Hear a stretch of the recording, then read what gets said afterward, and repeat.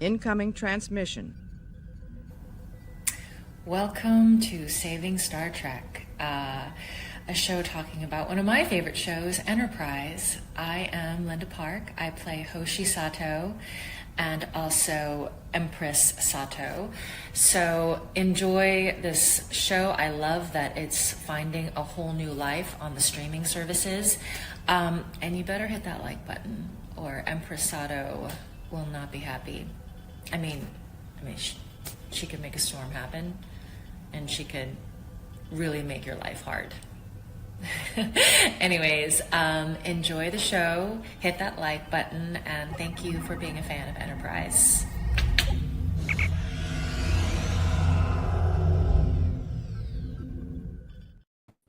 Hey everybody, it's your buddy Admiral Teag. Welcome. It's Saturday night. You made it. Hi everybody. What's up, crewmates? What's going on? Greetings. Hail. You know what?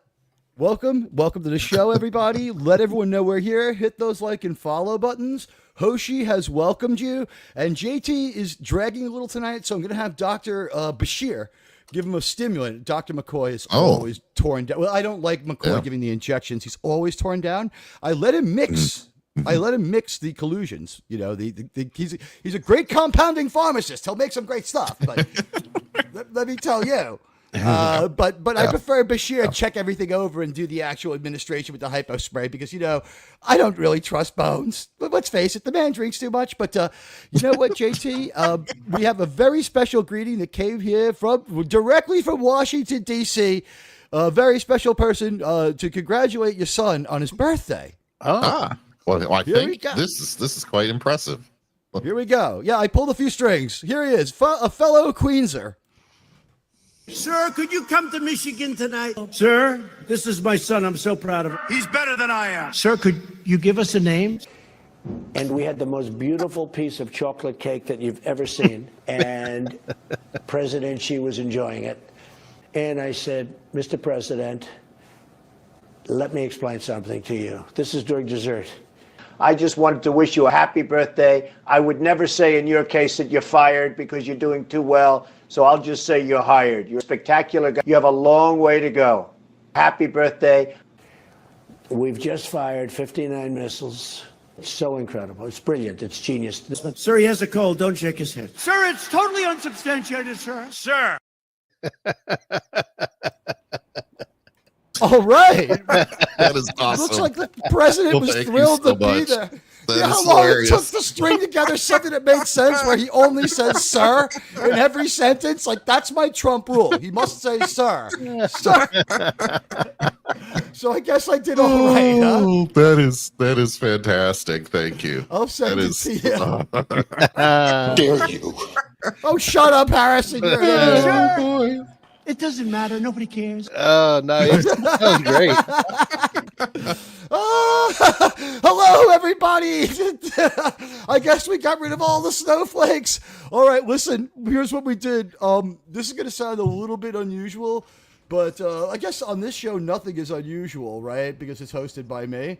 I put together a special introduction for Expanse. I don't play any instruments this time, but it is a song, and file this one under if you get it, you get it, okay? I'm going to sing a song for you that explains everything that we're going to see this season so that we don't have to see it. How's that sound?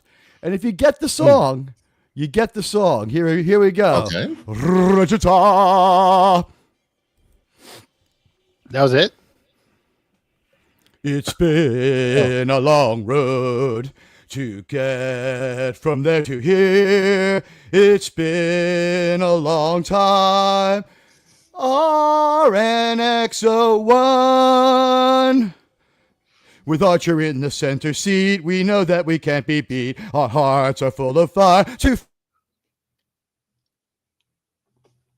Uh-oh. I think he got copy. Yeah, he got claimed there. Yeah. Right now? Oh no, there you are. No, I'm saying you were nice and silent after. Yeah. Did that really happen? Yeah. When we started talking, you were silent. We just like, oh, Sound like your mic cut off, or maybe you were having a sneeze attack again. Was I singing at any time?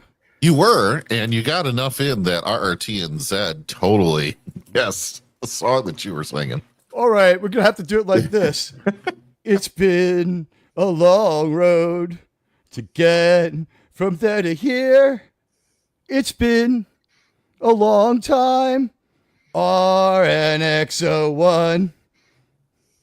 With Archer in the center seat, we know that we can't be beat. Our hearts are full of fire to fight the Xindi Empire. Our pal Hoshi will be there, and there's some hot outfits T'Pol will wear. If we don't, in just 1 year, Mother Earth will disappear.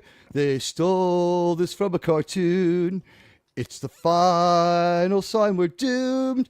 Gene Roddenberry's dream is running out of steam. Fighting with the Xindi scum, we won't stop until we've won. When we return, the Earth will survive. We'll keep peace alive. Evil men with evil dreams come to take away our dreams. JJ will destroy our dreams. Trek will go up in smoke. We must be strong and brave, but Star Trek cannot be saved. Star Trek will go up in smoke, the very victim of woke. In just over 2 years, Star Trek will disappear. All right, there you go. We got claimed on that? That is crazy. No, you didn't. I was joking. Oh, okay. I do think I did ask Patton what he had to say about your song. Sean, do you have it? What, Patton? Yeah. No. Ah, damn. Okay. Sean can trigger it. It's called. Wait, you're talking song with the is called Unhinged. You mean that? Yeah. I'm sorry. I thought you. I was confused. No, I thought Patton was going to tell Teag to shut up. That one. That one's just called "Shut Up." It's under the videos. Yeah, we can do that. Ready? Or we can always do this one. We will win. We will win. We will win. You gotta that we will win one. You gotta end with the picture of him holding that burger. Oh yeah. I ran into him in a street fair in New York, just like walking around. And what it is, like, I mixed it in with the pictures of my genetic family. So when I saw my biological sister, she was like, "Do you have any pictures of your family?" And I'm like, "Oh yes." Like the first picture's like my cousin, the next picture's like my niece, and the third picture's like me and Charles Schumer. I'm like, "Oh, that's my father." And she's like, looks at me, looks at the picture, looks at me, looks at the picture. She's like, got a little like visibly scared for a moment. So tonight, I've done that to a million people. Tonight's episode of The Expanse, I'm very quite interested to see what you all think of the Rocinante. Personally, I love Amos. He's my favorite character on the crew. James Holden. I think everybody kind of loves James Holden. Yeah. I have to start thanking people for a moment, though. Like, I hate to interrupt, but you guys have already been so generous. Let me thank Ruby Hoof for gifting a membership. There's going to be a heck of a membership video this week. I'm thinking I was working with a song by Harry Gregson Williams called Crusaders. Give you an idea where it's going. It's a good song, though. It's from Kingdom of Heaven's soundtrack. It's really beautiful. So thank you, Ruby Hoove. And Ruby Hoove also at the $5 super chat. We'll watch later. Have a fantastic evening. Well, when you rewatch later, know that we're doing our very best to entertain you and everyone else who's here in the chat. And RRTNZ, nice one, Admiral. Glad that you worked in Star Blazers reference. You're the one who gave me the idea. And holy shit, is it beat for beat the same? Archer really could have used a wave motion gun. Yes. I unironically love season 3. You know what? I was fucking angry as piss watching this for a little while, and then after my piss boiled off, I sort of enjoyed it. But yeah, I would say this episode does try to do too much. This episode does. Yeah, they had to get the story rolling quickly. And real quick, I did see Ruby Hoove. You're heading out. Looks like Ruby Hoove has the flu, so I hope you feel better. Oh no! Yeah, we are not. The Vulcan Science Council has said it is not possible to have the flu. How you can't do that. I hope you drink plenty of fluids and get rest. And RRTNZ with 5 memberships. Thank you for that wonderful gift. Computer apparently the M5. The M5 is in tonight's archival footage, which is the second video of the night. You know what? I'll do a little talk off on this episode in a moment. We got the song. Honestly, hey, Shrubby, what's going on? Shrubby's in Australia. He's not too far off the time zone of RRTNZ. Hello to our friends from down under and all around. And let me see if I can thank everyone. Hello, Buddy Hepburn. Hello, Gavin Blackburn. Hello, Shrubby. Hello, Lombardi 1969. Mark Harkness, RRTNZ. Hello to all of you. Let's see who else is here. JT is with me. John the Beagle Dad is here. Hello, John. Hello, Ruby Hoove. Thank you so much for your generosity. I think I said Lombardi 1969. I got Sean with me here. Germ, maybe he'll be in the chat in a little bit. We watched some cartoons this morning, and I have learned so much about popular culture and reliving like another generation's childhood watching them. And we will have a fantastic time on behalf of Ruby Hoove. Everybody, I want you to pump up the enjoyment of this one. Ruby is counting on it, and you know what? It's important. You know what? The song is true. Everything in the song is true. Evil jerks with evil schemes. JJ will destroy our dreams. Star Trek will go up in smoke. The very first victim of woke. Star Trek is going to be destroyed by the woke. Just a few years. Like, we must be strong and brave, but Enterprise cannot be saved. In just about 2 years, good Star Trek will disappear. It's just so true. And my God, is it ever Space Battleship Yamato? Every single thing is the same. They even get a message from space on their way home to find out what the fuck is going on. They see a new ship being built. It is like everything is like right. Like the new ship being built might be a coincidence, but is anyone here familiar with what's called Star Blazers or the show that is sometimes called Space Battleship Yamato? It's really a movie. I'm not familiar with it, and I know I should be. Hey, Wes Cagel's here. Hi, Wes Cagel. Wes Cagel, what's going on? We got Star Trek for Sailor Rent. It's good to see you. I can't wait to sing this song. You guys saw that picture I sent you, right? No, I didn't. Let's see. Huh? I did not. Which picture? We show each other a lot of pictures during the day. We show each other ship prawn, food. We show a lot of food prawn. Yeah, present it. We do. So this is just for everyone in the chat knows, when we kick off the June shows, when we do Pride Month here, I'm gonna. Yes, that's right. Yeah, I may have written a song that Bugs Bunny and Drag is going to sing to Mayweather. Maybe, I don't know. We should probably combine Pride and June and call it Prune. What do you think? Welcome, happy Prune, everybody! It's at midnight. We make it to Prune. I love everybody out there. I love you all. If you're just getting here, we just had a few more people roll in. We'll play JT's thing again one more time. Gosh knows it deserves a second one. that was fun. I'll give you guys a little preview. I already wrote it. Okay, so it's Bugs Bunny. You go, oh, Travis Mayweather, can we be together? Let me take you to the stars. The ultimate achievement. Sorry, Let me see your torpedo. It lights my libido. That's all I'm giving you right now. You're the only one in my heart. I'm sorry I messed you up there. My that's fine. Out of the beam there. No, that's fine. That was just so it's going to be Bugs. They said, sir, stop sharing copyrighted content, sir. You can't do that, sir. It's not allowed. They're going to report you. You know what? Nobody cares. Nobody cares. I have an unfair advantage imitating Trump simply because I had the accent. Like, it's I was born in the same zip code. I mean, did the neighborhood take a turn for the worse in the course of like 60 years? Yeah, he's got a few years on me. Well, it'd be 40 years. Whatever he has on me. Look, Leader Desolok just dropped J.J. Abrams through a trapdoor. I can't stand a man who laughs at his own jokes. Oh, Starblaze is a little better than this. Hi, Estephobos. Hello, it's good to see you. Guys, there's a poll up already right now. I don't know if you gentlemen have voted, but the next leader of our country will decide. I usually don't vote in those because I want to see just what the chat says. Because I know we're going to give our grade individually. I don't want to skew it. Well, you can't skew it until you personally speak to it, right? So like you still get a vote. Like even even Biden wrote in himself. Well, he probably wrote it himself. Allegedly. Automatically with a pen. That's why I think that he's competent. He knew Harris was running, and he still wrote it himself. It was done by auto pen, but that's a different story. We have just a mess of a. Hey, everybody! Listen, we've got a mess of a Star Trek story for you. Hello, Jonathan. It's good to see you. This Star Trek story it's not Star Trek. It's a good story. It's fun in its own right.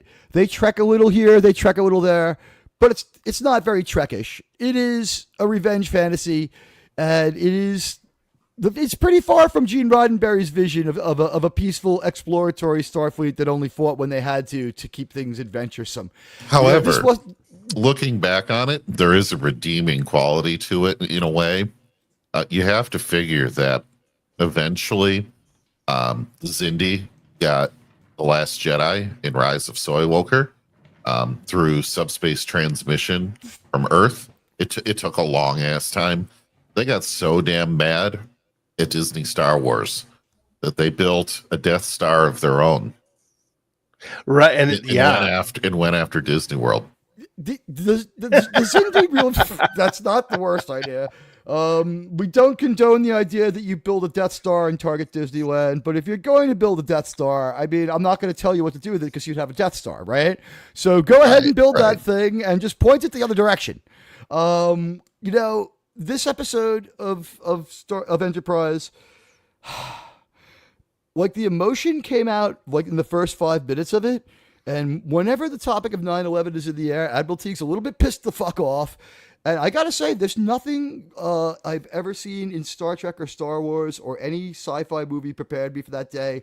I think the only words that went through my mind that would cinematically describe it were that was some pure Jerry fucking Bruckheimer. At the end of that day, it's the only thing I could think of that's like what that was like a Jerry Bruckheimer movie. What the hell did I just see? And like a year later, when this Xindi arc drops, it was still pretty fresh. And I remember that like this episode, like you could tell within a few minutes what they were going for. Like you see the attack, and you're like, wait a minute. And then like when they're like all waiting for Archer to drop this on them, it was very much like the morning of that day so long ago, and that September morning. And you know what? I guess life imitates art because there was no sign of their president that day either. Fuck it. I rewatched the George W. Bush speech. That man could not turn a phrase. He could, but it was like years before when he was governor. Like if you go back and watch his old footage, but sex, drugs, and rock and roll is a way of catching up with you. When the shuttle blew up, he said, quote, "It is easy to underestimate the peril of travel by rocket." I'm like, is this a sign language chimp? Yeah. So who here remembers this episode the first time they saw it and what they thought? I'll expand on my feelings later while I get them in order. Oh, hey, Tony. Tony's dropping in. Leaving a like, a love, and It's scheduled Stark of rewind. Iron. Good Alpha's about to go on to Cotton. Oh, all right. Oh, so Cotton isn't in a timeout, right? Or he's on Rumble. Oh, okay. Okay. We've been well, on how you for more doing, than 15 Tony? minutes. We can say things like that. Hey, Stark of Iron, it's good to see you. Good show yesterday. I was listening for that for a while. So I remember watching this thing for the first time, and I could honestly say I looked at it and said, what the hell did I just see? And is this where we're really going to go? Did we really have to do this for a finale? Will I even have UPN as a TV station in my cable package by the next go around? And it turns out I did not. Oh, God. So, yeah, this was kind of a pooptacular of multi-species proportions. That scene in Jurassic Park where the doctor is shoving her arm all the way up into the poo pile from Triceratops. Yeah, that's about felt like that. What that felt like. Yeah. You know what? It's a better story than it is Star Trek. It's just terrible fucking Star Trek. It is some of the worst Star Trek ever. And it's not Star Trek. It is blatantly trying to be Star Blazers, which was a good cartoon, but like, one, I got that it was Star Blazers right away because you get the hard countdown within 2 episodes, right? And the other thing is, like, it's beat for beat.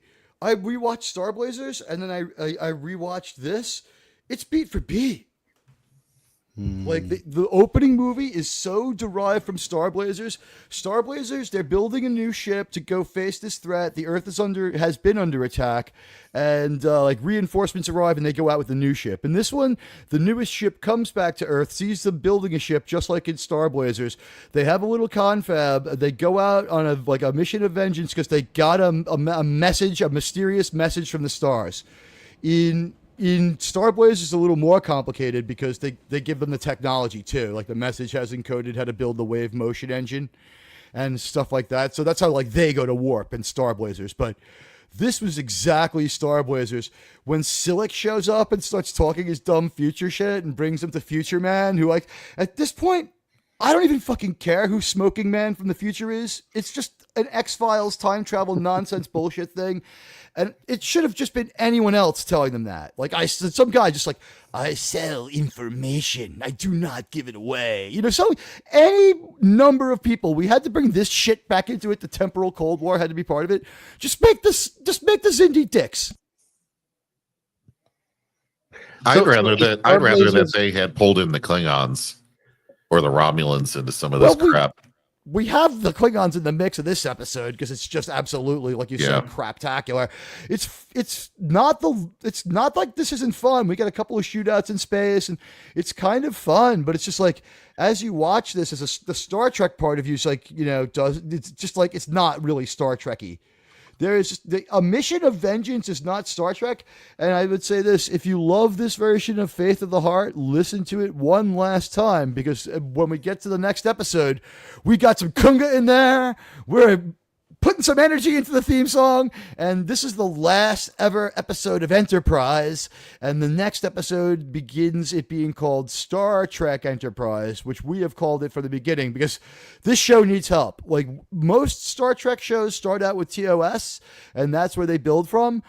I think this has been a mixed bag this year of doing Enterprise. Season 1 was very good. Season 2 has been bad to the point that at about episode 15, we decided we had to hit the fast forward on this one. Yeah. We made it to episode 20 without having to do anything, but now we're jumping around. So we're pretty faithful to seasons 1 and 2. Yeah, we found a subspace vacuole and just launched the ship through it. No questions asked. Fluidic space. Let's see. Okay. Just checking in on our conversation. Y'all are insane. Season 3 is awesome. It's got Spacecrack. We're watching that one. Future Enterprises. We're watching that one. Zombie Vulcans. We're watching that one. Time travel to Detroit. Yeah, we're skipping that one. And Archer goes pirate.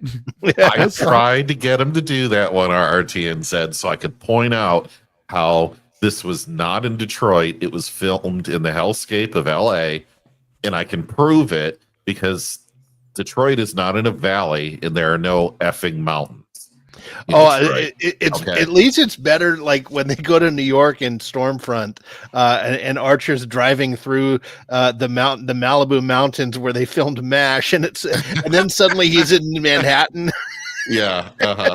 Yeah. It's like, hey, that's Southern California. That's where they filmed. Where's the MASH copter? Like, now we're in Brooklyn. Mount Trump and the other mountains, Mount Ivanka and Mount Donald Jr. and Mount Eric, they're going to be installed on Tuesday. By the time that episode happens, this one we get to see Mount Mayweather. I might be willing to watch. At least be somebody Mount Mayweather. You know what? Because they go to Detroit, I'm willing to watch the episode. But they don't. It's your hometown. Well, they don't go to Detroit, but because it's supposed to be Detroit, we will watch the episode. Okay. How's that sound? Okay. I am a fair man. The only part I like about is that is space crack, but I could never find a space pipe. She has the coolest space crack delivery system. Oh yeah.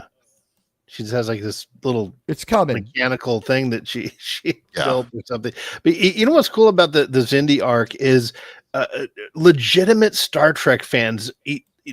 Some love it and some hate it, and I like that we're all fans and we can love it or hate it as we wish. I think that's awesome. But it's really interesting how the Xindi arc, it's not, I don't want to say it's divisive because I don't think it causes arguments or anything. But no, people who like Enterprise have already overlooked some of the biggest prejudices against Star Trek. Right. Like, this is the most hated Star Trek show that's in the original continuity. And it might be for a good reason. It might be for a good reason. I still feel like on episode by episode basis, it's better than Deep Space Nine. A lot of this is better than later season. Well, it's all better than Voyager. Later Kess Neelix Voyager. I mean, it definitely is better than that. However, yeah, but when we throw the 5 species of Xindi at us, we end up with what do you call it? Like a Neelix-looking kind of Xindi species that I just hate. The ones with the antennas on top of their heads. We're going in 4 minutes. We start. You guys are eager for this one. What's I guess STD is the see. Here's the thing. To me, Discovery West is not Star Trek. Give me the him. Yeah. No, West Cagle. That was James Taylor did that. You got that from the James Taylor concert behind the porta potty there. Before we start, Admiral, I did want to real quick. I did because you brought up Detroit, and this person filmed a movie in and about Detroit. Happy 95th birthday to Clint Eastwood. Wow. I thought you were going to say 95th birthday to Eminem because he's getting up there too. But wow, he's 95. Quint is 95. Yes, sir. Wow. God bless him. Shit. And his poor son just can't get a loan, and Clint has to keep pretending to be making those movies. Does anyone really think he's making those movies? Yeah, and no. He's like, he watches them and he's like, it could be better. That's it. I don't know what to tell you on that one. All right, guys. And hey, look, beaming to the bridge right now, we have another member of our crew has just returned from a dangerous away mission. Welcome right now, Larpal and Buddy. It's Resolute Germ. No. Sorry to scatter your arms around. Whoa. Oh, he finally came out of the pattern buffer. I don't hear there. Is he Are you there, Germ? Can you hear me? Yeah, there you are. are. I thought I heard you, but you sounded like you were kind of further away, and now you sound like you're like right in there. All right, guys, I made this little presentation to help you, to help us. I'll play it once, and then we'll play it and pause it to read the PowerPoints. Hey, Suzanne, good to see you. We're going to hack the Federation database again, so get ready for that. Revolution. Unit is the ultimate achievement in computer evolution.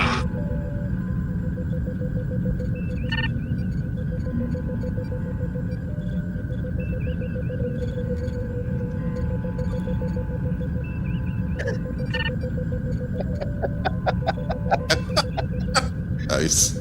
West Cagle.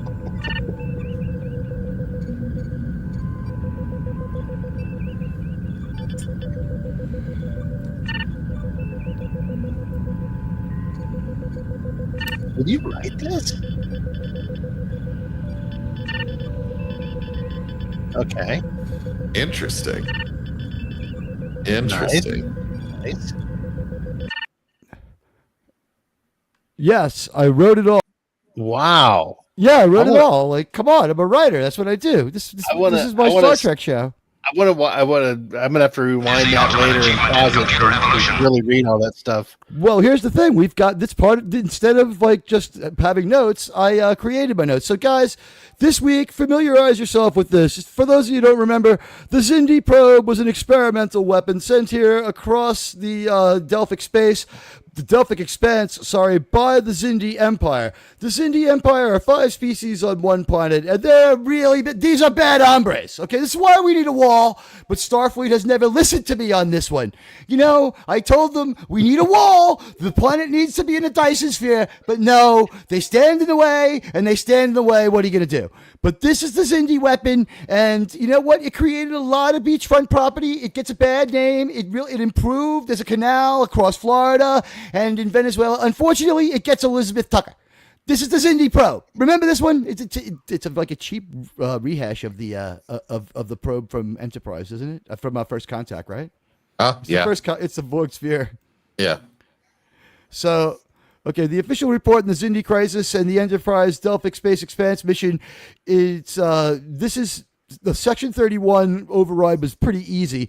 Here you will remember, of course, the Xindi probe, which we saw in the episode. All right. So the United Federation of Planet Archives official report in the Xindi Crisis and the Enterprise's Delphic Expanse mission.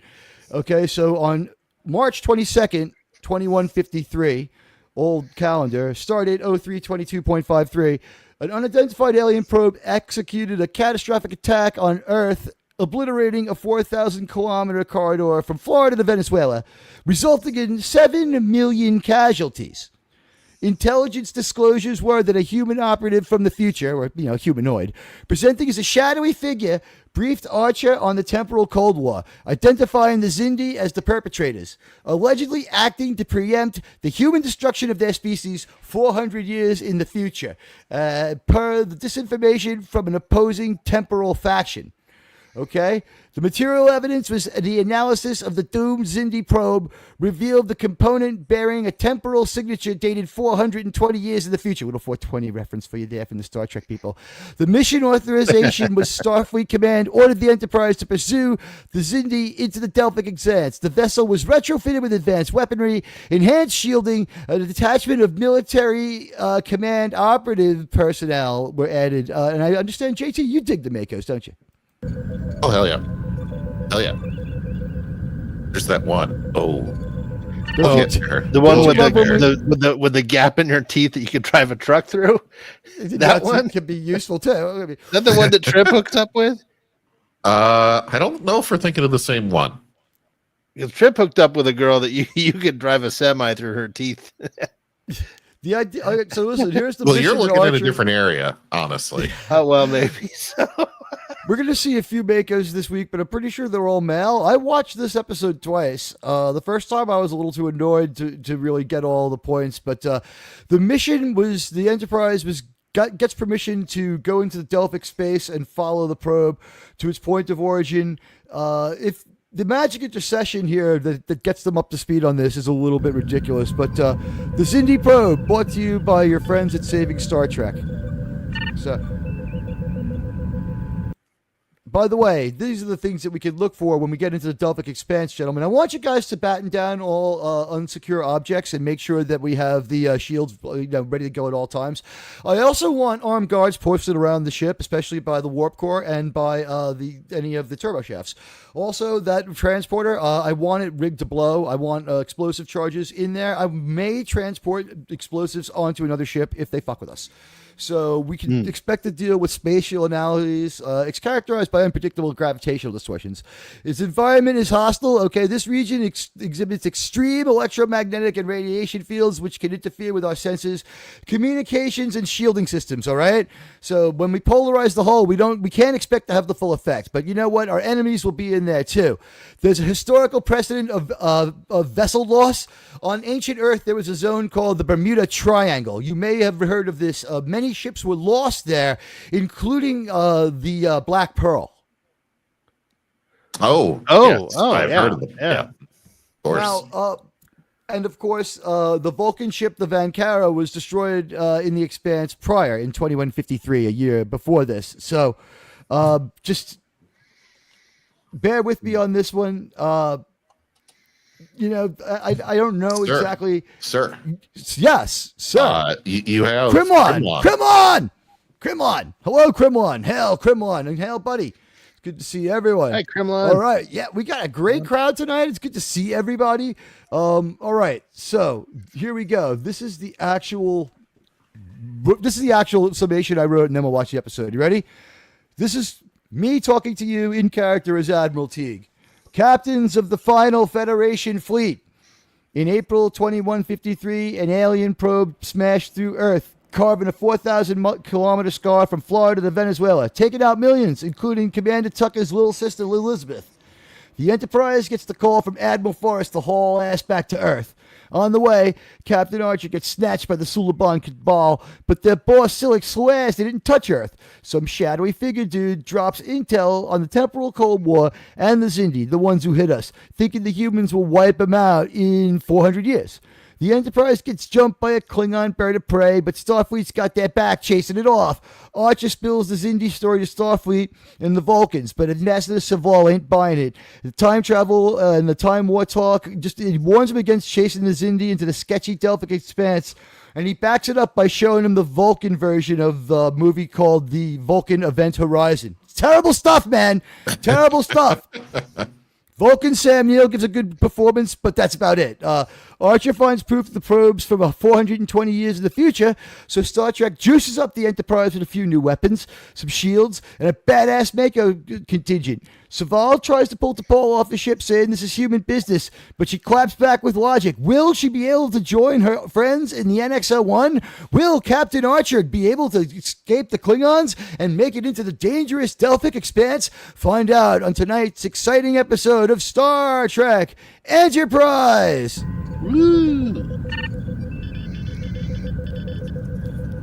So that's our little history, and there we have our Xindi weapon. So get ready now. I'm going to do all the things that we have to do that I can't really say about our little mission here. What can I tell you guys? I wish I could be more upfront about it, but I think we all know. It's really been tough. It's been, Sean. It's been like kicking cracks since I had to stop sharing copyrighted material. Right. You know what I Here's do the is subspace message, by the way. Yeah. Okay. Yes. You know what? I agree on that one. This whole episode, we can say that out loud. Yeah. Well. We may have missed the moment, but it's fun. TV writers doing time travel like prison cooks working at the French Laundry. Yeah. Yeah, I agree. The French Laundry is the high-end restaurant in LA that everyone knows about because the governor liked to eat there. The French Governor Mussolini. Yes. Yeah. Yes. When everyone else was every Democratic governor. Well, the thing is, when you're going to be a prominent Queens person, you got to have these nicknames too. I mean, that just goes. Everyone in Queens right? has nicknames for everyone. Nobody uses Well, yeah. proper names in Queens. It's because there's too many people to remember the names that Trump is so good with the nicknames. Yeah, He's the most Queens person ever, man. He signs everything with a graffiti marker. Fucking love it. Yeah. Well, see, but Mussolini was the guy that wouldn't let people leave their home.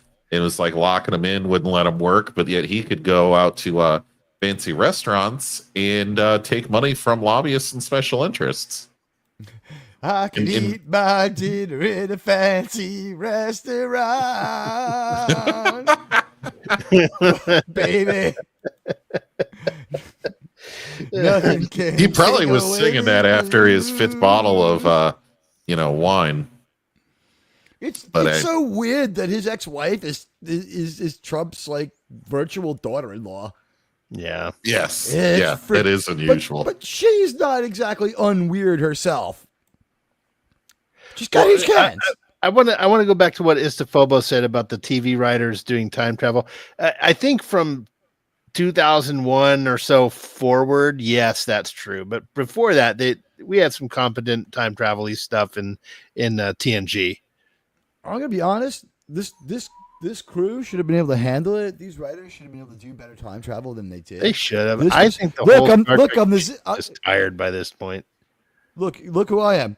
Captain Archer, I have some information about the attack on your planet. Oh, yeah, you're the Xindi think in 400 years you will attack and destroy their planet. What's the effect on the guy from the future's voice is so goddamn annoying. I hate everything about the temporal Cold War. Just have the information. Just have the Xindi show up. And you know what? They had the perfect name. Have the attackers be the goddamn Suliban. I don't think everybody had an appetite for attacking the Suliban after what the right. It was the perfect name for the analogy. It could have been the Suliban had convinced the Xindi of something. It didn't have to do time travel-y stuff. I like the Xindi, the idea of the Xindi culture. You know, the 5 different sentient species. Very cool science fiction idea. I liked it. The other stuff is what sort of, hey, it's the Phobos. Thank you. TNG were still sci-fi writers, not TV writers. Yeah, that's true. Yeah. They're not writing sci-fi right now. This is a revenge fantasy. This is Archer Unchained is this season. He comes back next year with a new wig, and he's just like, you are dismissed. He's got a new hairpiece the next season. What can I tell you? You're dismissed. No, you're dismissed. The whole damn bridge is dismissed. You know what? And I would say they should not have bothered going to the edge of the scar to see that, like, if Trip's sister ever left the house, she would have been fine. Like, I do realize, like, 7 million people and all that stuff is supposed to be really, really bad, is the way they present the attack by the Xindi species. But the thing is this. It's not quite the Grand Canyon, and it's just like, it's like 3 city blocks wide. It's like it should have been more impressive, or the odds of it were astronomical that she would have been injured at all, right? Yeah. Like the only thing less dangerous than the Xindi attack, the Xindi attack is actually like flying is more dangerous than the Xindi attack. The Xindi attack is one of the safest in Florida attacks. is more dangerous than the Xindi attack. Sir, that was so controversial, sir. You know what the weird thing about driving in Florida is that, you could go out for a little while and then, you go back. I came home, there was a man in my house. You never know. Keep that gold-plated Desert Eagle. Thank you, Mr. Phobos. I really appreciate the super chat. All right, I am behind on this one. I got to get the link into the chat. I apologize. I'm a moment or two behind. And what can I tell you? It's your buddy, Admiral Teag. He's kind of an idiot and a mess, but you know what? Somebody's got to do this, right? All right, so you guys go ahead and get in the theater. We're going to start this in a moment. I heart you, Mr. Phobos. Let me just take a look at this for a second. Right now, we got 14 votes. Jump in there and vote if you haven't. Oh, nice. Hit like for me if you haven't. Would also be appreciated. I love when you guys hit like for me. And if you're coming through later, hit like. And if this is the first time watching the show, in about 41 minutes, we're going to start. We'll be doing the review. It's about 44 minutes long. We're going to talk through the episode. The assumption is you saw it before. But you know what, buddies? Thank you so much for being with us right now. With 14 votes, A is only 14%, B is 50%, which is pretty fair. C is 29%, and a few people are giving it a D and an F. So I'll leave this poll up until the episode is over, and then we'll try to vote on the episode. But your thoughts on the season count now, because we're done with this bad boy. Like, we are out of here. It would have been more interesting if the laser went up the San Andreas Fault, bringing Lex Luthor's dreams to life. You know, the joy of Lex. Really, if they could anything with freaking laser beams, at least it had freaking laser beams. That's all I can really say. Let me put on the oppressive British subtitles. Are you happy, Gavin Blackburn? If that's your real name. I've always wanted to say that.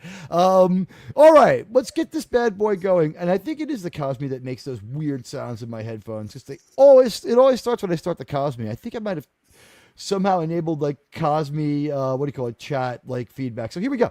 All right, guys. Hop in the theater. This episode of Star Trek Enterprise is 43 minutes and 16 seconds long, and I do not think the theme song is in this one. I don't remember them playing the song. They might, though. I think we do. I think we hear it. I think we get the attack, we get the song, and then we get real. Because you just see this thing, and you're like, what the fuck just happened? And then they sing the song, if I remember. All right, here we go.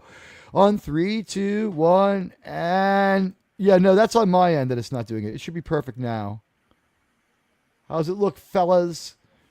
It's looking good. Look, Cuba. Yeah, Cuba is treated very, very badly.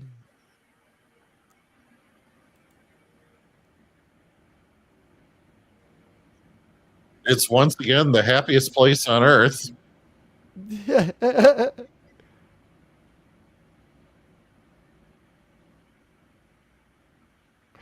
That is still pretty cool, by the way. Still not the worst CGI. That was cool as well. All right, guys, please stand and remove your caps for the last playing of our national anthem as RRTNZ likes it. Getting from there to here. It's been yes, Gavin, it is. It decimated the Gulf of America. Yeah, they stole a lot of our water. We want that water back. You'll pay for taking that water, and they cut a couple of whales in half. Part of what led to the problem later. They say that man did that. Nah, the Xindi had to put a hand in it too. Because I got faith of the heart. Hey, Nerdporial life form. My heart will take. Oh, hey. So my buddy Nerdporial life form. He Nerdporial. was just in Japan. He's got a great station. He's got a great channel. He's on the recommend tab on this page. You can get down with the Nerdporial life form. The Wheel of Time got canceled, Nerdporial. Are you okay? Nerdporial's Wheel of Time stuff is. I don't like the Wheel of Time, but I watch that. And General Teag's Random Adventures, who's not Crimlon, is in the chat. Hello, not Crimlon.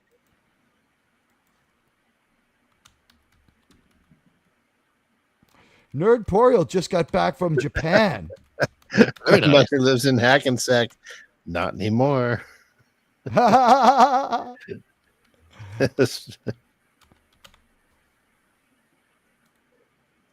know what? It was nice they chose not to destroy New York, and I guess it had to be Florida. Oh, yeah, by the way, we skipped that. We skipped that. Archer got into a little scrape with the Klingons in an episode that was utterly missable. I like how they're setting up Duras. Yeah.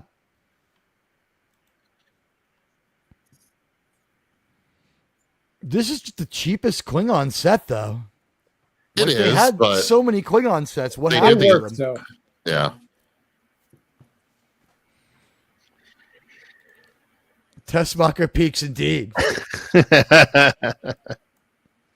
Otisburg. I like this opening here. This was very actually. This felt like 9/11. Phlox says something Yeah. super passive aggressive. I can't remember the last time he invited me to anything. Right? Nobody loves me. We got 11 people in the theater. I guess everyone got the memo about how it's great to watch on a second device. It's not loading? I'm sorry, Jonathan. Is anyone else experiencing similar difficulty? Loaded for me. You know what, you know what, Jonathan? Here's what you do. Try signing out and loading it again. It works for me. And clear your cache, your browsing history stuff, that kind of thing. You get the prawn out of there. But no, if you sign out of Cosme, sometimes it works. I have this problem when I watch Germs Cosme. I have to sign out of Cosme and then watch as guest.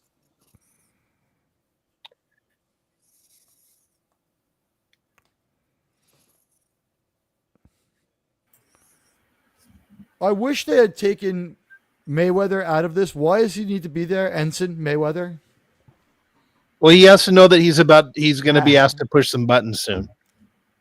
Right. Hey, we're going to be going back to Earth, so get your heading right. That's true. Lex Luthor could have gotten rid of the problem of Rachel Ziegler by having destroyed her grandparents. She's from I think Hackensack. Costa del Lex, yeah. He said it was only your sister's house. They only hit your sister's house. They thought that was a sufficient warning. I love how Archer wasn't even prepared to be, there for his friend. He's just learning that Trip is from Florida now when he talks about it constantly, more than I talk about being from New York. I don't know what, that is not a 4,000 kilometer, scar. That was 5,000 miles, man. Get the hell out of here.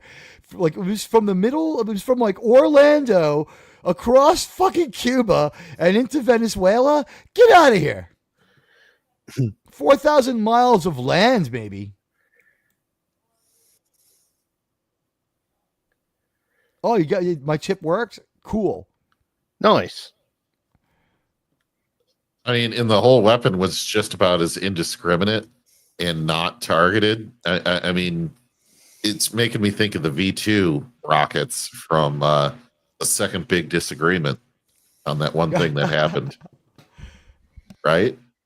You're talking about a man who likes to design houses and build roads, goes on world tour, goes on European tour? Yes.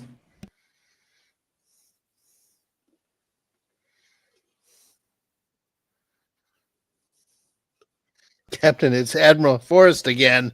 The sixth time today. Yeah, this part sucks. It's like, we don't need this. This did remind me of they captured the feel of what it was like to be worried and stuff like that for a couple of minutes. I'm glad they didn't extend on it. I'm actually from Wyoming, if you ask Grok. Really? Yes. Yes. It also thinks that certain other YouTubers are just characters that I created. No, Jonathan, we didn't pause it. 2,908 they got that way wrong. nautical kilometers. So, I knew it was wrong. I didn't realize that wrong. And that I was also pretty wrong. The thing is, it slices in a weird way. Like the direction that the slice through Florida is not going to end up in Venezuela if it keeps going straight. But was that like, were anyone else waiting for Archer to say, I like my species the way it is? 1,800 miles? You can see clearly now, distortions come. I can see all the futures in my way. Time travel's less boring now that Daniels is gone. Gonna be And a it's gonna be all bright supernova today. Yeah, this guy couldn't drop by the Romulans and be like, JJ's gonna fuck up your. Like this guy couldn't tell him, it's like, you will be the last captain of any starship called Enterprise people will care about, Captain Archer. Right. You should fight the Suliban because they have a perfect name for this, but no, we've invented 5 new enemies and 3 of them look stupid.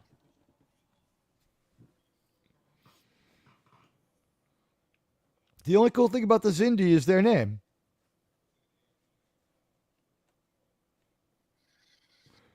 I never understood why the Xindi sent the test probe to Earth. Like, why couldn't they just test it on another planet instead of warning the humans that they were on their way? I know Rome was far too successful for them to think that, the human race didn't all have a little bit of Italian DNA. If you punch them once to get them going, they're just going to get more angry and come after you worse. Yeah. Everyone knows that I one understand Italian the guy plot who lets needed people it, get one shot right in the face before it's like, yeah, it gets my blood going, man. Yeah, they needed the urgency and stuff. The plot needed it. It's just a little inconvenient. Have Silic himself tell him. Have Silic call him up and tell him.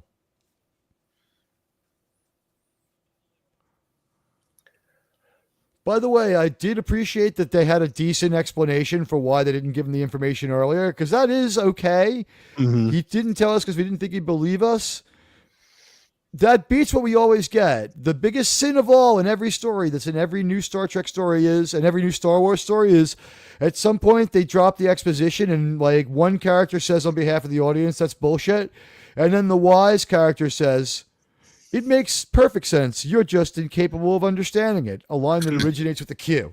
Yeah.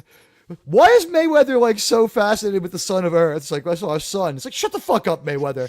Travis, you fucking asshole.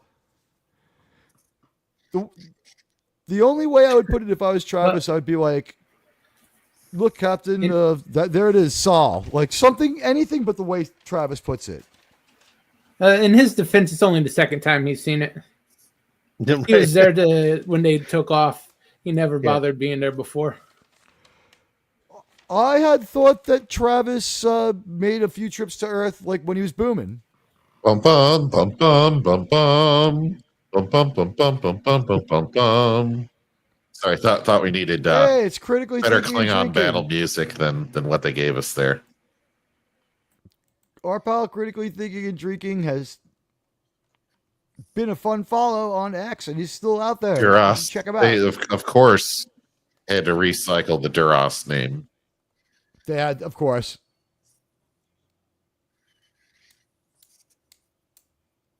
Why? They want to. He wants to execute Archer on Kronos. The thing is, it doesn't look like he would have more than like 15 people. Does he think they're going to go there and fuck up 85, 87 humans? They are Klingons. They are Klingons. We are Klingons. Our Klingon code of Bushido has said that we will go onto the ship. It works again. Yeah. He should have yelled something in Klingon there. Yeah. Missed opportunity. Why did we all go learn Klingon if they're not going to use it or put it right on the screen? It's annoying enough when they put it right on the screen.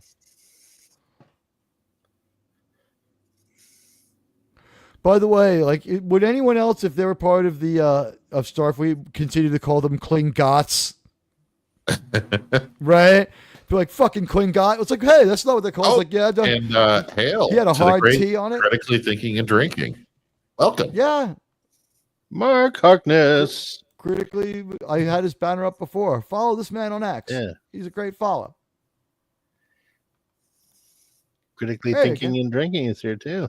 Yeah. Starfleet Command is aesthetically cool looking building, but it's just like, I don't understand why Savala's here. I'm trying to figure out where they bought that weird display case back there. Like it's a roll top display case or something. Yeah. It looks like somebody went after a Whirlwister jukebox or an old game of Defender. I think it's called a governor, isn't it? I don't know about that, Governor. Hey, it's Ambassador Pointy. It's right proper Governor. Cheers, Governor.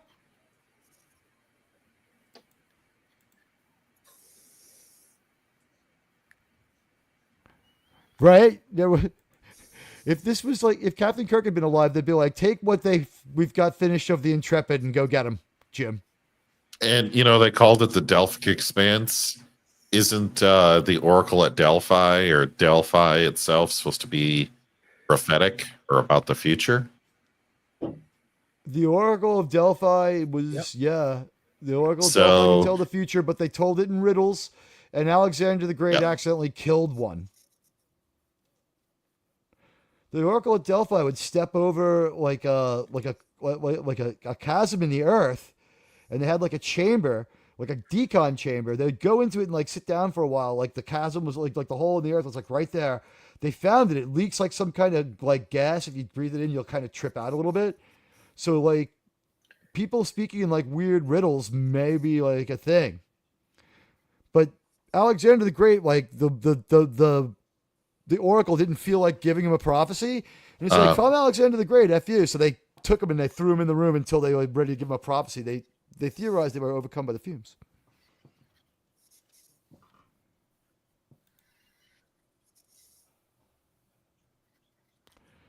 I don't think they knew to go look for the Xindi. I think it's because he wants to get retrofitted with the ammo, and because he needs to tell Starfleet what's going on. He's going to try to stay with his. He's going to try to stay with his within orders. Look, guys, it's our high school. Sean's locker right there. This part of it again. And Phantom Outsider is correct. This is a rare event where there are more ships around Earth. As we know, typically the Enterprise is the only ship within range. Yeah. The one time that they did that trope right was Star Trek V, when Kirk says, surely there must be other ships. He goes, yeah, other ships, but I need James Kirk. That was how they should have done it. That was time to address it. Yeah. Although I really feel like the reason he had a trainee crew could have been explained by, wouldn't you want as many people as were going to be your future leaders around James T. Kirk as you could get? Oh yeah. You know, it's like, I don't know about Johnson. He served with Kirk. Did he? Yeah, with distinction. All right, we'll go with this call. They could have fixed that where the Enterprise was right next door to regular or something. He also they should have been a line somewhere where he said that, like, we have the usual 50% cadet compliment. Starfleet seems to have a penchant for putting them on my ship. You are the wisest and most cherished of commanders, sir. You know, something like that. Like, that he was always in teaching mode because he was so valuable.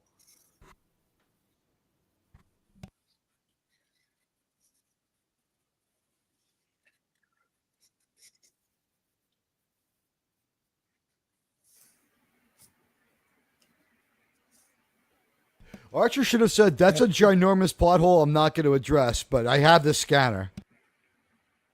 That's true. At least they tried. They probably just realized that was a plot hole when they were filming this, and they just gave him a line to explain it away. It feels that way. It feels as though Bakula himself might have been the one who was like, wait a minute.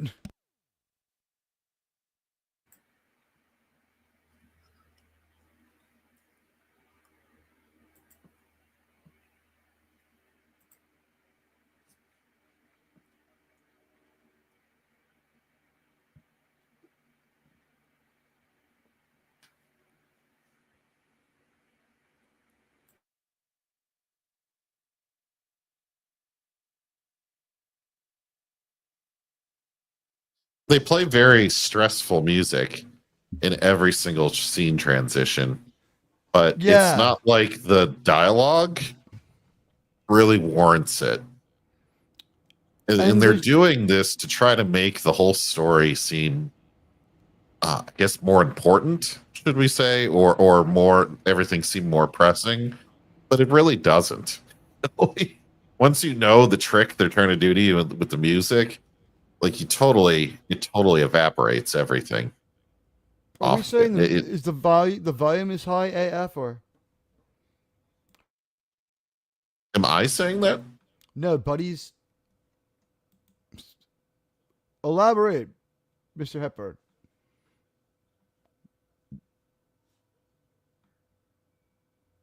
Yeah, this would have been a good. Maybe that's why there were. Well, no, it takes them a whole month to get back to Earth after the attack. The attack is on March 22nd, and the episode takes place on April 24th.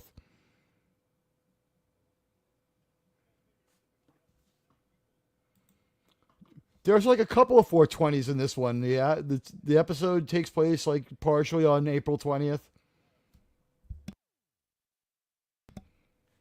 Did anyone else see this coming and think that Archer was naive?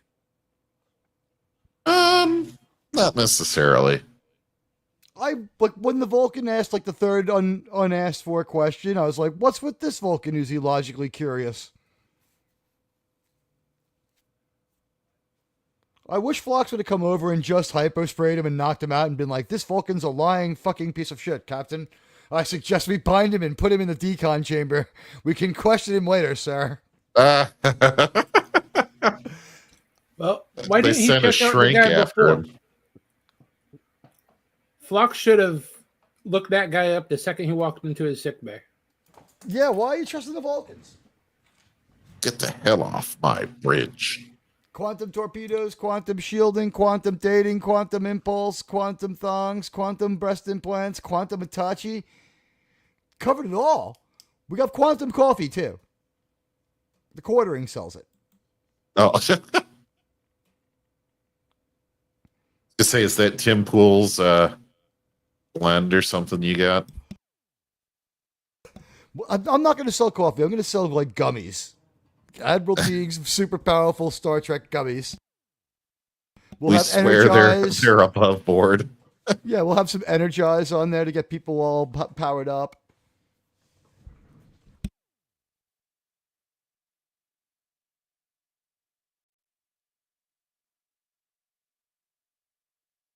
Nice fake palm trees.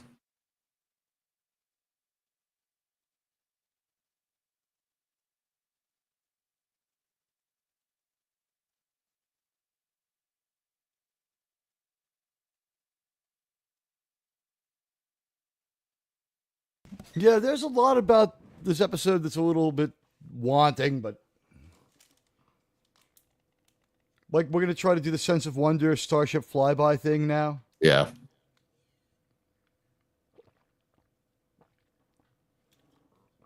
And they choose now to have no music at all. You've got 2 seasons of built-up music. Play something. If I was the music guy in this, I would have been eager to write a song for the Intrepid, right? Quantum Viagra, says Critically Thinking and Drinking. Phaser set to stunning. I'll say it again, guys. If you go to the future, get phaser teeth. Get phaser teeth implants. That's what you need. I have them. That's why I have the most stunning smile on the final frontier.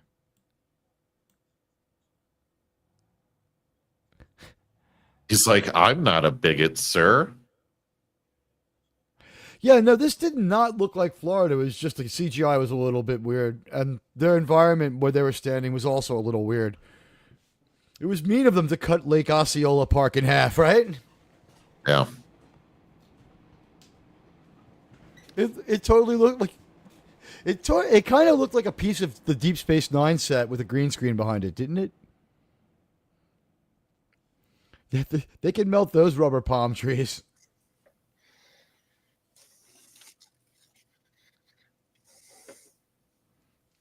I wonder if Istophobos is right on this one. I don't know. It's so vague. Whatever was actually being what shown. they did is not really. Yeah, like they gouged like a quarter-mile wide strip. If they would have like taken like 4 shots and blown up like 4 cities, it would have been a lot more effective than this. Like they're like, we'll make it like a surgeon's cut because they're talking about surgical strikes. It's so timely. Quantum phaser teeth. Oh, we're gonna get the Star Blazers Space Marines in a few minutes. We got our Star Blazers message. Too.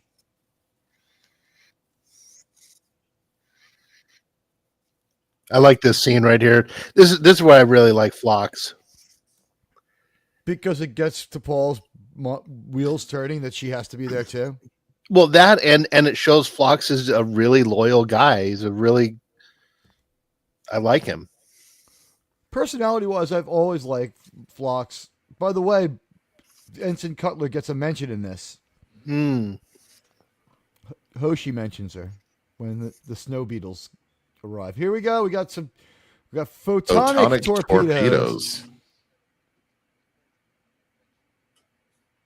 You got through most of Search for Spock. There's some rubber trees in that movie. It's a good movie, though. It's on. It's been on.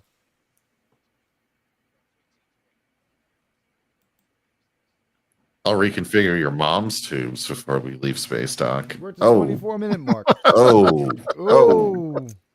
Up your shaft.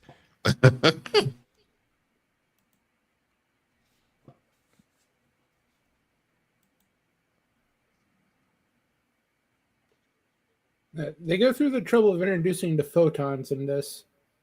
Why not just add the shielding to it, too? You solve a lot of problems with stories. I think they have shields. And everyone knows it. They don't. They have. They do but not. The Klingons say it. They're like their shielding has been improved. Well, shielding, not shields. Shielding sounds like something tangible. They're like, we got something for you, Archer. What's that? Enhanced polarizing of the hull. Well, I think they were going to the NX-01 refit, which I'm going to be starting the build, by the way, Admiral. I think that one was supposed to have the first shields with the Warp 7 engine. Yeah. With all due respect, Admiral, sir. Yes. I should steal that for editing, right? With all due respect, Admiral, sir.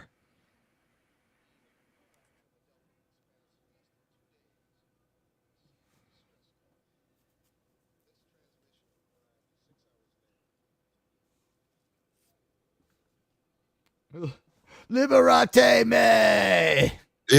Yeah. They're speaking space Vulcan. They're speaking Vulcan Latin. It's like an entire ship of Vulcans from the northern continent. Well, there you have it, sir.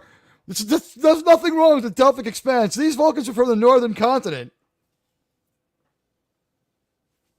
If you get it, you get it. Yeah.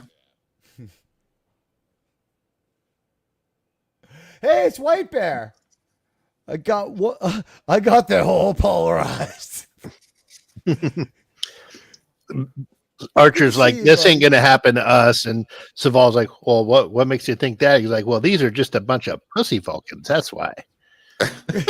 we're gonna be a lot better.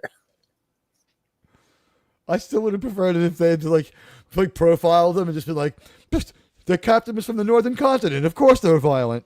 It's like, that's not fair. Education lags behind in the northern continent. They don't have the opportunity the Vulcans on the southern continent have. Quick question. Why do you guys have continents on your desert planet? Why do they have continents on their desert planet? Maybe true. Lava ocean. I don't know.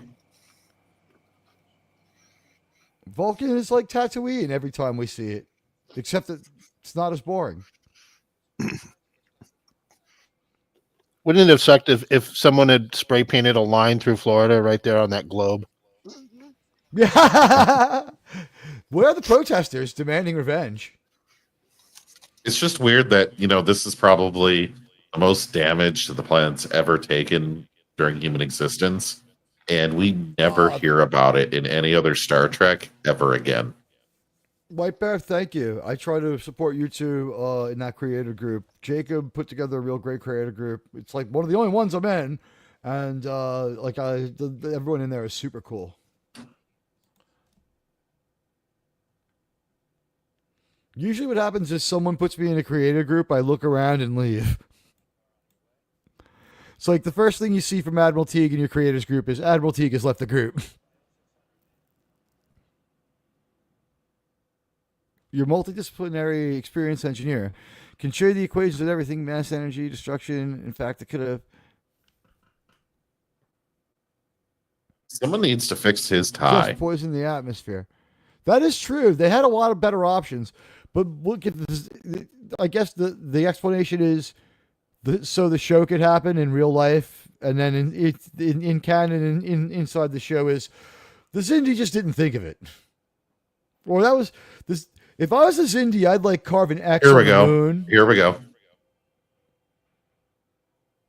This is the best moment of the whole episode. Yeah, look, it's a 1-for-1 of the first movie.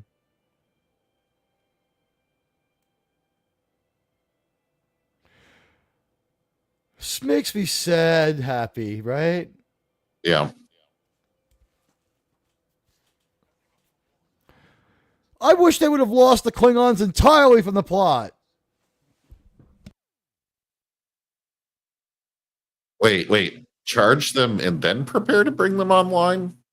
But how can you charge something while it's offline? Whatever.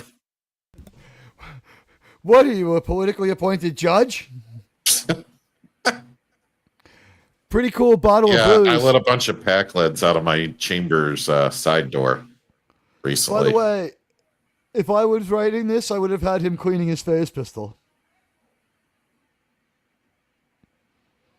What do you think? Just tell me this wouldn't be a great moment to have Trip cleaning a phase pistol and Archer asking why and be like, well, you never know when you're going to need one mission we're going on, Captain. Now tell me we're going to get to kick some ass. Combining booze and guns may have been a little bit much for UPN to approve. If we wrote this right, does everyone just see the red baseball cap on Trip? Am I right? He's drinking. He's got some bold foreign policy ideas.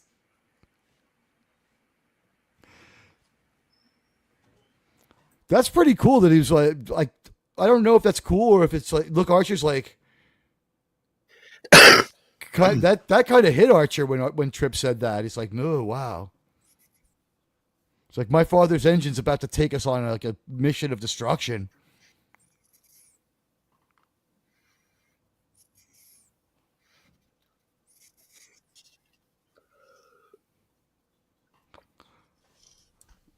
You didn't think you'd run into a bunch of assholes? That's pretty naive.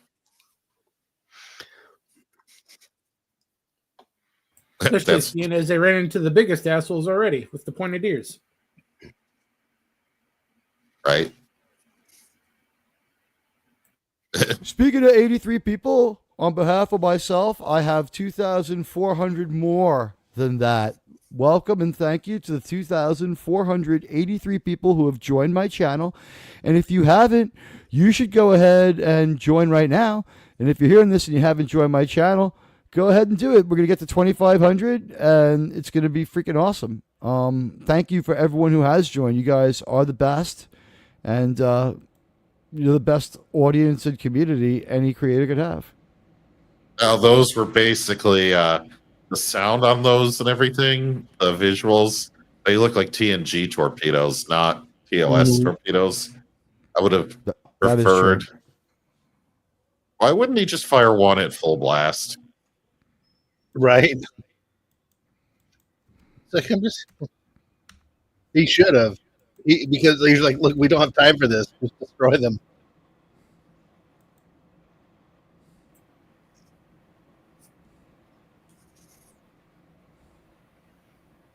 Come about full power to phasers. That's what you have to say. Come on, right? Right? Mm-hmm. Yeah. These damn Klingons are just going to keep biting your ankle the whole time. Well, they still need him to pad out the time. I was angry that Archer didn't take it on himself to, like, get the Klingons off his ass. He just doesn't want to turn around and attack them.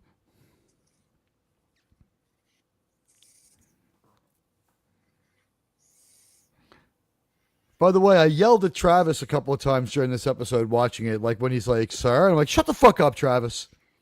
Also, when I seriously, and when he was like, "It's our son," I'm like, "Shut the fuck up, Travis." He's the Wesley of this crew.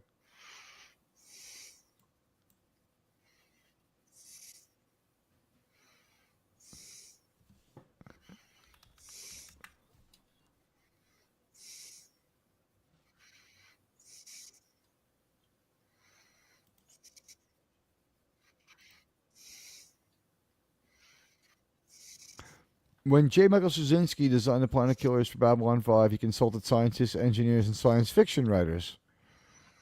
That was a smart thing to do. But J. Michael Straczynski was like a pretty good writer. She's like, I still have 5 years to my next Pon Far. There's really not much at home to look forward to. If the Phobos is right, it's just be shot in Pike's kitchen. I'm not looking forward to suffering through Strange New Worlds. That should be fun, right, guys? Is everybody? Oh yeah.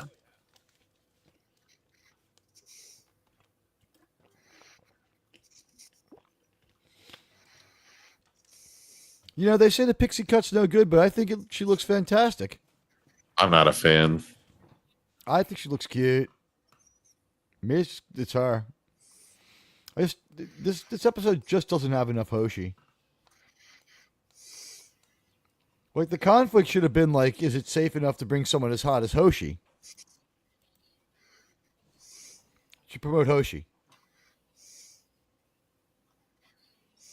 That's kind of true, though.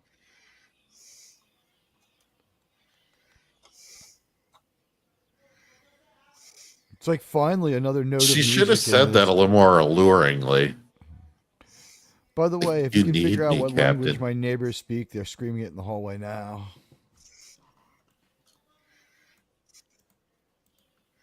Then why didn't you destroy him? Like,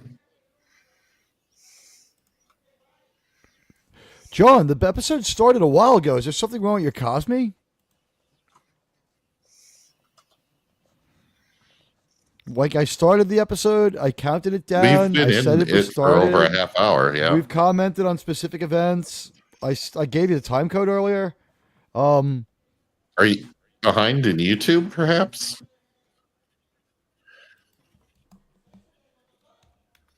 That's the only thing I can think of. They said 7 weeks. What happened to 3 months?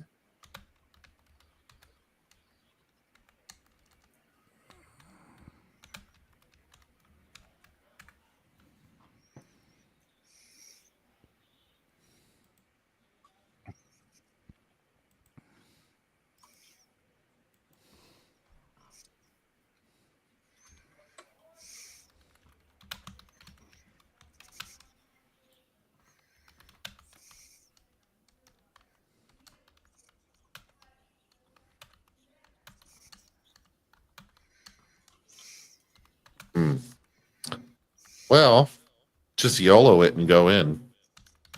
What's the worst that could happen? You get some static on your display.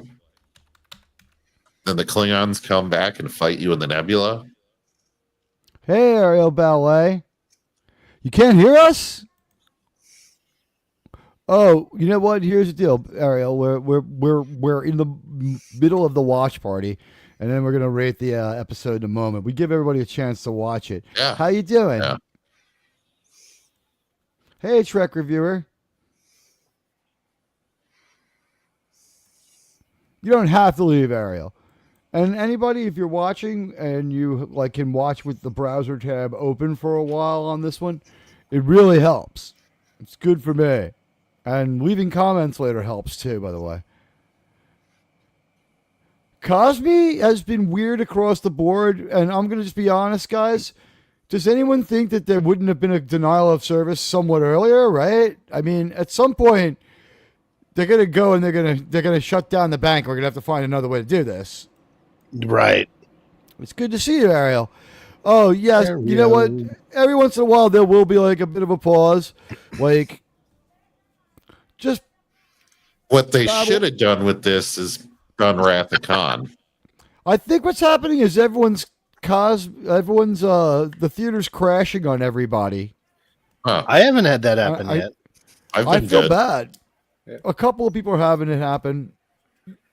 You know what it is? There's a Cosme issue that I know of where you sign out and then try to watch and it'll work. It happens to me at Germs every morning or every Saturday morning. Yeah. 3 minutes. I still think they should have done a Wrath of Khan reenactment here. I just wanted you to know who it was who had beaten you. That is why Duras is sort of doing this. Yeah. Although also, like, another part of why he's doing this is he's a really terrible freaking soldier. Yes. Like clownishly so.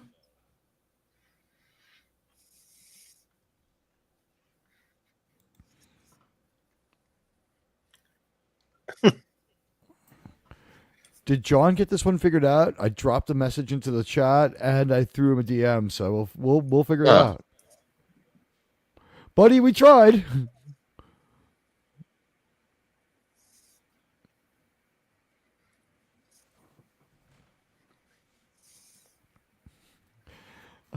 The Expanse is like more like 17 years away to Paul. It doesn't start on Amazon on like the Sci-Fi Channel till like 2010. Right.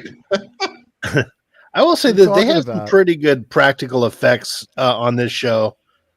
You know, these hits that they're getting on the bridge with the sparks flying and stuff. Hey man, you know what? This episode is enjoyable once they get away from the heavy-handed allegory. Yeah. Oh, look. He delivered some suspense. Wow. That was the best acting we've seen from him. He's been to acting school and he had a whole episode of getting yelled at by the director. Yeah. We went out of order, guys. We're going to circle back for Horizon on Pride Day. See, so now he's going in 3 dimensions. Yeah. And he's going to come up around behind. Well, that's the Mayweather way.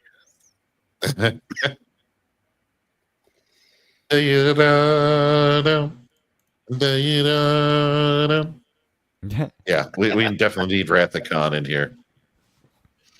He did a loop-de-loop. Yeah, I love that crazy circus-like music that plays for Khan. Yeah, bye, Duras. Yours is. See ya in Stavacor, bitch. By the way, here are some of the rejected lyrics from the song parody. You ready? It's a trek like none before. We must destroy the weapons core.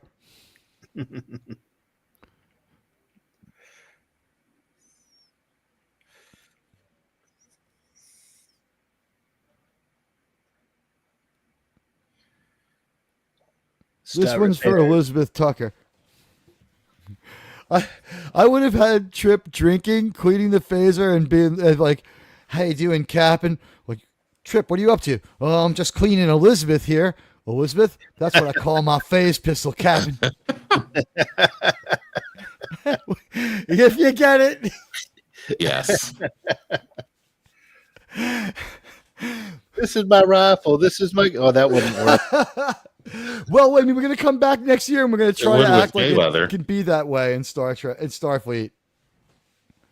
No, I bet because if he named it after his sister, it wouldn't work. That song. No, although he is from Florida, so you never know. Oh. You never know what might be going on there. Wow, that episode flew by. My great-great-grandpappy Nathan Bedford Forrest said that we should all take our bed sheets and cut a hole in them. Oh, no. Guys, next week's episode, right. I don't know if we're gonna watch the Xindi next. We had like a matrix that we filled out of episodes, but we didn't really quite. I don't know if we've really gotten to the point where we've looked back on it. We're gonna skip a lot of season 2. Some of these stories are only okay, season 3. Some of these stories are only okay. But welcome to the end of the episode. Wow. And this is where we review and give our thoughts. I guess. Does anyone feel strongly enough to start? Because I really I watched this 3 times today. 3 times? I watched it twice and then I watched it now. Wow. We're not going to skip the Xindi. We're doing some of them. Here's the reason. I live in New York and I saw enough of 9/11 to not be really able to take 23 weeks of it, the allegory to it. And by the way, I'm going to say right now that season 2 being a little bit of a mess without having enough crew episodes, to have most of season 3 be a bottle episode vengeance story that was deeply analogous of 9/11. It's like, if I want to think about 9/11, I'll walk outside and look at the sky and see the fucking smoke rising, or I'll turn on the news. You know, it was like, this was not while I was watching Star Trek. Mm-hmm. This was maybe the first lesson in Star Trek should not be bleeding edge of the headlines. Yeah. Literally a bleeding edge.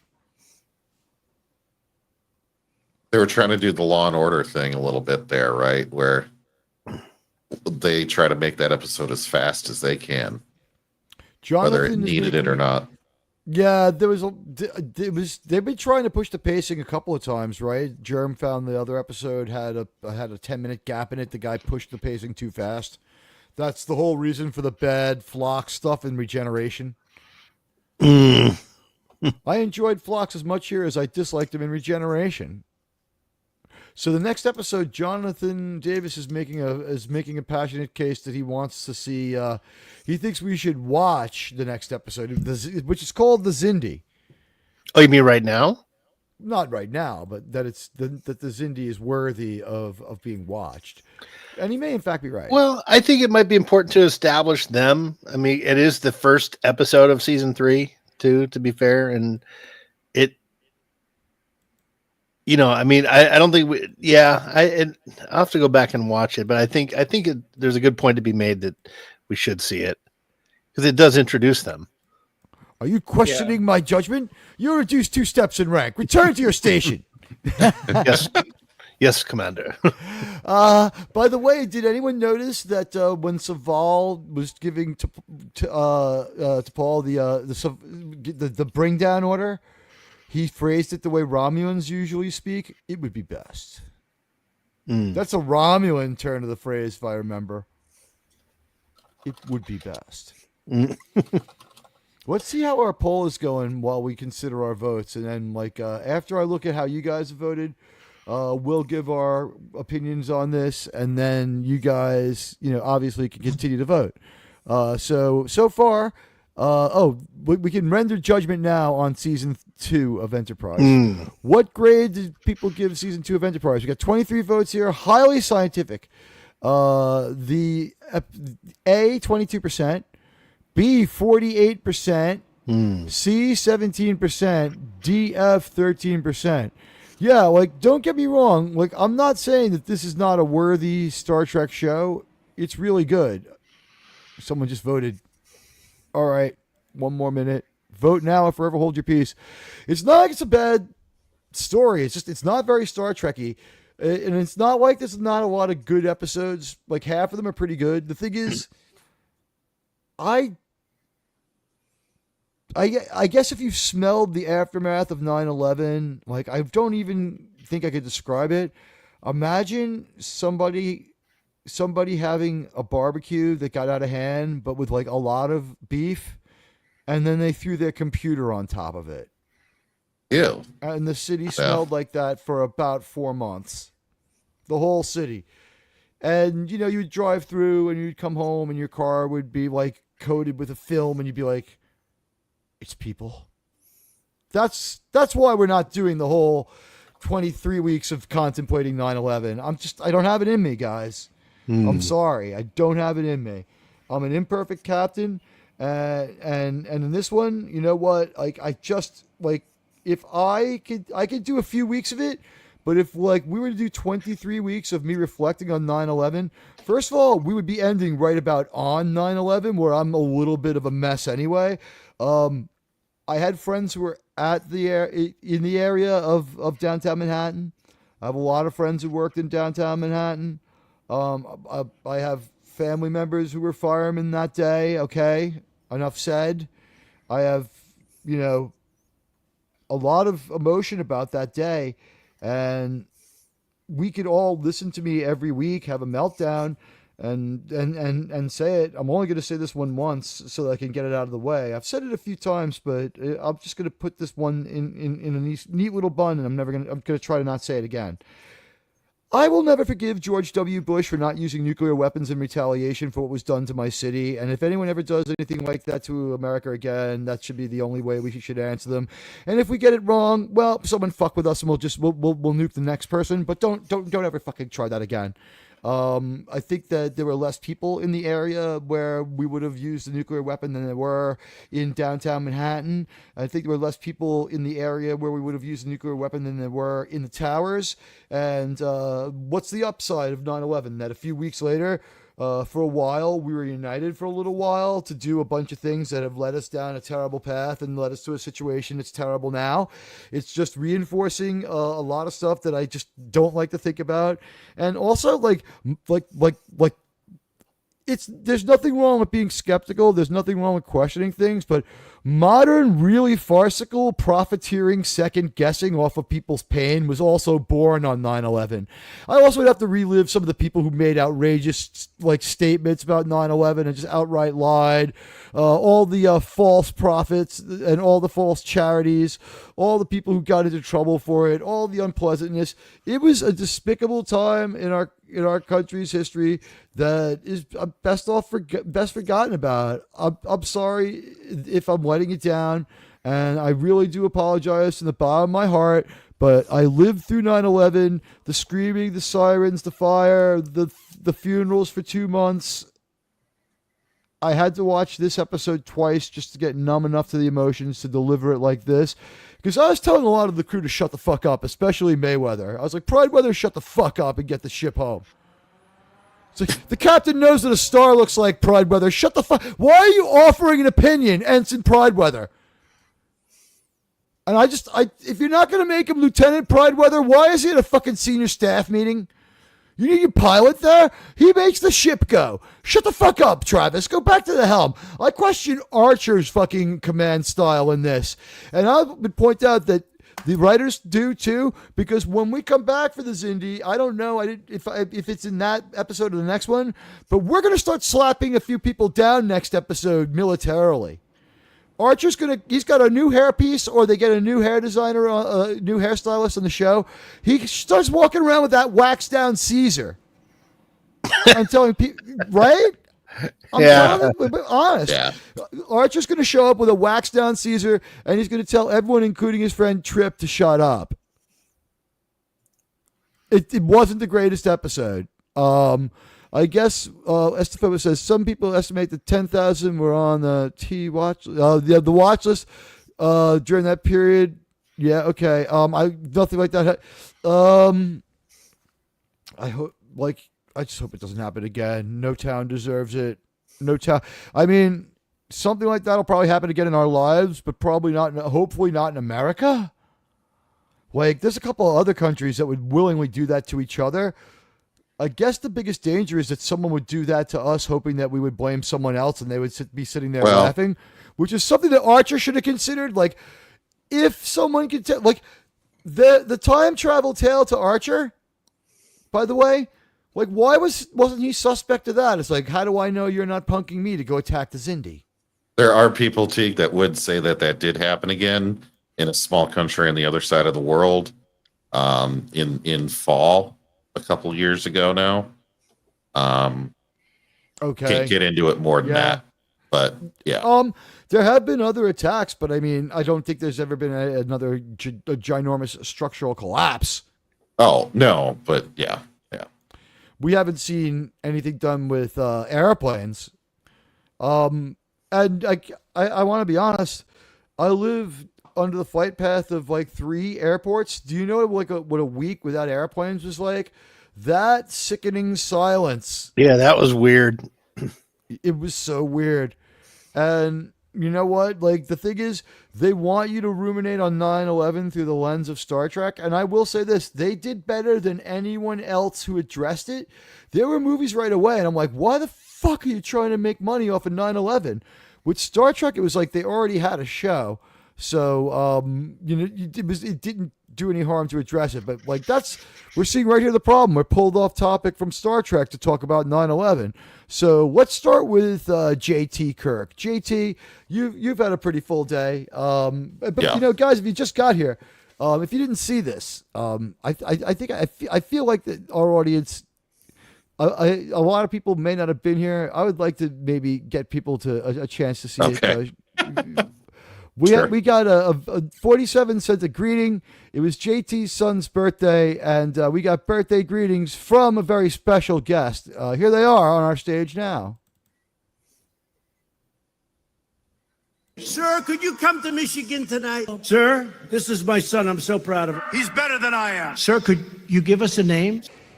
And we had the most beautiful piece of chocolate cake that you've ever seen. And President Xi was enjoying it. And I said, Mr. President, let me explain something to you. This is during dessert. I just wanted to wish you a happy birthday. I would never say in your case that you're fired because you're doing too well. So I'll just say you're hired. You're a spectacular guy. You have a long way to go. Happy birthday. We've just fired 59 missiles. It's so incredible. It's brilliant. It's genius. Sir, he has a cold. Don't shake his head. Sir, it's totally unsubstantiated, sir. Sir. Oh, thank you for that. That was awesome. It was fun to make. It's fun to make. It takes a while. It's like search term, like, Trump, sir. It's like 200,000 results, but it was fun to make. So our 47th president was pretty clear. I found some good quotes, though. That was fun to make. All right, so we just watched the episode The Expanse of Star Trek Enterprise. Let's start with JTKirk. Give me your thoughts and your grade for this episode. Mr. Kirk. So, yeah, this is obviously not Star Trek in a lot of ways. And this is supposed to be like a reboot going into season 3 of the entire show and get everybody pumped up and excited for what's going to happen. And spoiler alert, it pretty much is going to fall flat on its face. like straight out of it through the most downer event of all time, which is only recently in the rear view. Yeah, and you're right that this did come, maybe a couple years after those events, but we're right in between that and did this come out before the U.S. invaded Iraq? No, I think we're in both wars at that point. Okay, I mean, this is a very stressful time. The last thing that I want is a fictional story with all this existential threat to it. And this is the first real adventure, I feel like, that is going to justify the filth doing a story like this. I do not like most of what has gone on with the characters in this episode. I think the only thing that reminds me of Star Trek are the member berries of the photon torpedoes.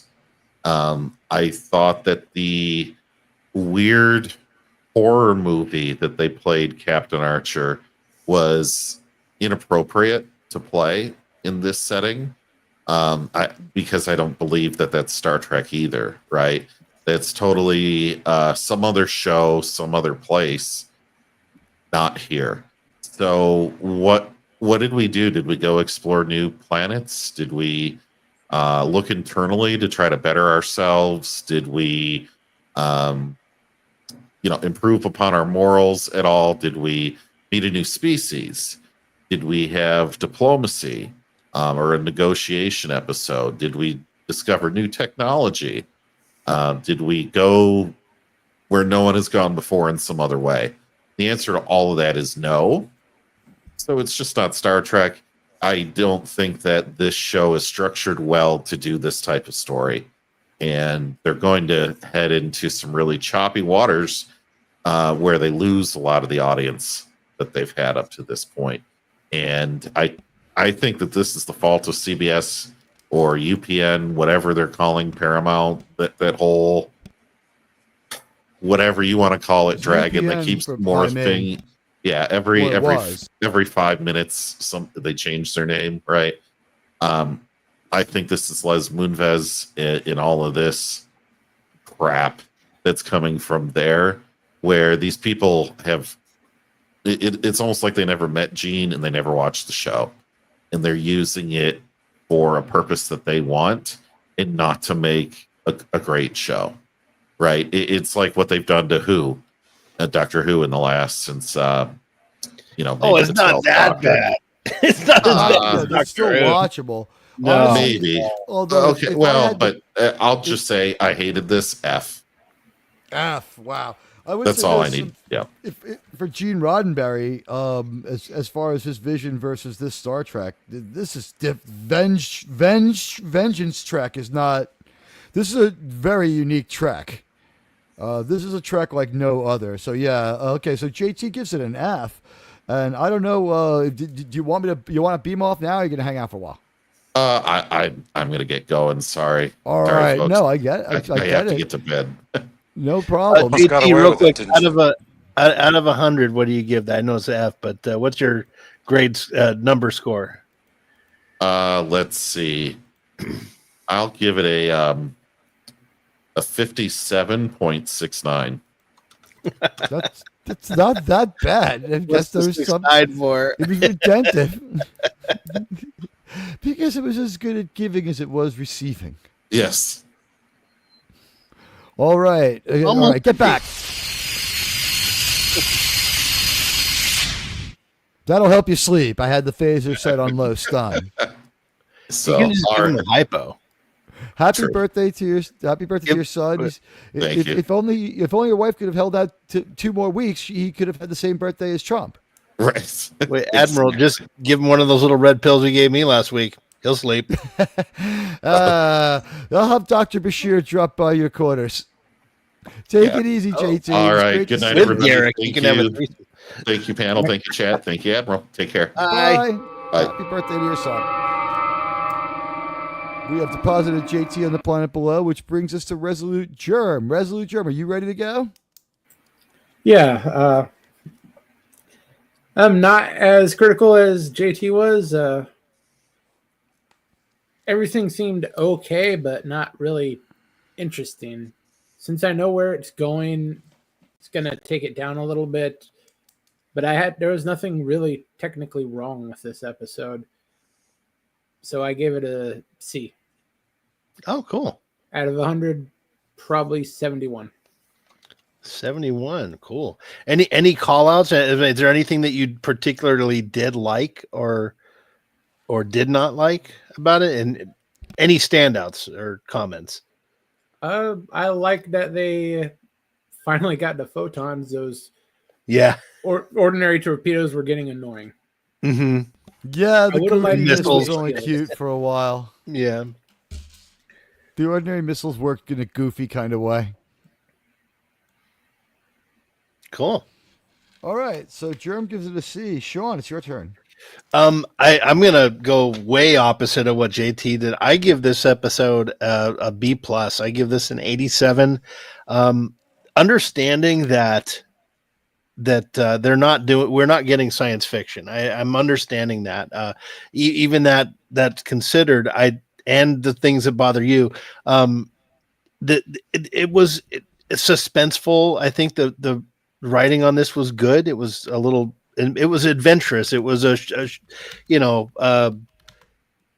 don't always need my Star Trek to be Star Trek or science fiction. And granted, this series takes its liberties without being Star Trek most of the time. But this is one of those instances where the Xindi arc for me does that well. They're not doing science fiction, but what they did decide to do is done well. I like what's coming. I don't like the little side things like simultitude or the things that don't even have anything to do with the arc. I wish they wouldn't have done those. You just throw them at the end of the season. But I really enjoy the Xindi story. It's interesting, and we do get a little bit of Archer kind of, or the Earth and humans we're going to see that they realize that they have a bigger space to play in the galaxy, and it's the beginnings of what's going to be the Federation. It's just good. I just enjoy the Xindi arc. I'm just one of those people that do, and I get the people that hate it. I have no problem with someone hating it. I just like the Xindi arc too. I like episode here and episode there. With the level of immersion and preparation that I try to do for this, I can't spend like 10 hours every week, and then 4 or 5 hours editing the uploads if we have a good one, thinking only about 9/11 though. No, yeah, that's true. We do get to especially when we get to meet Degra, the guy that played him, he's really good, and him and Archer have great chemistry. I like what happens with him, and he comes around and learns. I like that he regrets what he's done, and we see a lot of good stuff that's coming. Well, we're probably not going to get exactly 29 weeks, including this week in. Like, we might go over. Right. It's we're not going to just like snap it off. So like, we'll probably honor the show more than people might think. Like, season 4 has got 30 episodes or whatever, 26 episodes. Mm-hmm. It's a full season. There's 4 full seasons. There are a lot of episodes of Enterprise. There's 97 episodes, although a lot of them are wrapped together into one long story. We're going to get to a little bit of they get a little more sci-fi in season 4. And, Sean, I will see you and I will raise you that part of the reason why maybe the show not being sci-fi is working out is because it has been so non-sci-fi for so long that's their home turf now. Well, and RTNZ's got your back though. Oh, well, cool. And I will say this, and just to kind of contradict something JT said, and I'm sad that he had to go. I don't mean to speak without him being able to refutate me. But when he said that there's no sci-fi in this, if we think back to the last couple seasons of DS9, there was very little science fiction in that too. The whole Dominion War was a much longer version of the Xindi arc that we're getting here. It's an extremely long version. By the way. No, I meant JT because JT left. JT talking about we don't get much science fiction in this Trek. No, we don't. We didn't with DS9 either. They sprinkled some in there, but when it got to the Dominion War, season 6 and 7, we had 2 seasons of Xindi kind of this idea in DS9. So these writers are fairly competent, but they're not like inspired and visionary the way the original creator was. You know what I mean? Yeah, like, yeah. It's not Star Trek. It's still got a lot of the original Star Trek in it, but like, how's this one sound? Like, Jackson Roy Kirk, Tanru. It's still Star Trek, but it's like Nomad Track now. Yeah. They were good. I just like anyway. No, I think people will be surprised the grade I give it too. So here's the deal. I thought that the problem with this radioactive gift. Oh, look at that! Whoa! All right, hey buddy, thank you. Let's see. I'm looking at the live chat. Tell your friends about it. There's memberships galore. You know what? Let me give my grade. But first, I think I should play some video for that. I've been watching other YouTubers, and they do things when people give them gifts. So, like every once in a while, we had the birthday wish for JT's son. But you know what? Maybe we could get. I'm waxing poetic. I'm sorry, I got confused, General. All right, this one's to get us ready for what we're going to have to do in a few more weeks, unless the Paramount deal goes through and they stop it, which I always say is just as likely. Here we go.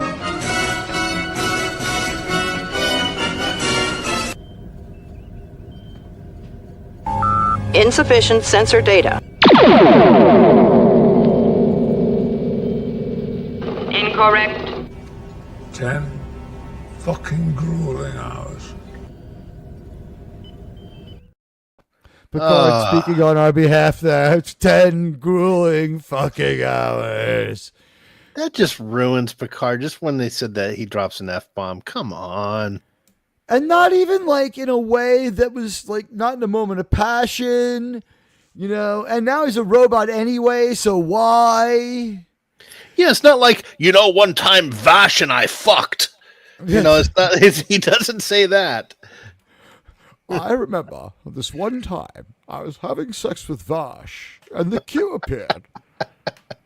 And of course he saw everything. Yeah. And then the commander. And thank you for adding new members to the fleet. Let's see if some of those memberships are starting to filter out. It's weird. Is it because I have the live chat on, so I should be seeing? YouTube seems to have changed up and cleaned out the chat, the way it operates, and I've been seeing like a couple of different weird iterations of chat.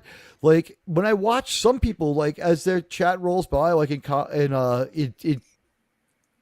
Culture Casino's chat, sometimes like for a few days there, did you notice those, like how many times a person had donated in the back of their YouTube baseball card was going up with their chats? Does it show that live? Like, oh, you got credit for your. It did for a few. For a few days. It was like, this is like the 25th live chat that they've given on this on a live stream, and like, they've done that for a while. They've shown like, oh, it's their first super chat or 10th super chat. Sometimes it'll show the milestones. So now I think it sends up the back of your baseball card, and it's like a comment that you can click on, and it shows like your history of giving or something. I've seen it. They at least tried it out on some streams for a while. YouTube is always tampering with things, but you know what? Let me give my grade here before I get too deep into it. Yeah. Thank you so much for increasing the size of the fleet, Radioactive. So here's the deal. With this episode, I didn't think it was all that terrible. I did cite the problems that we had.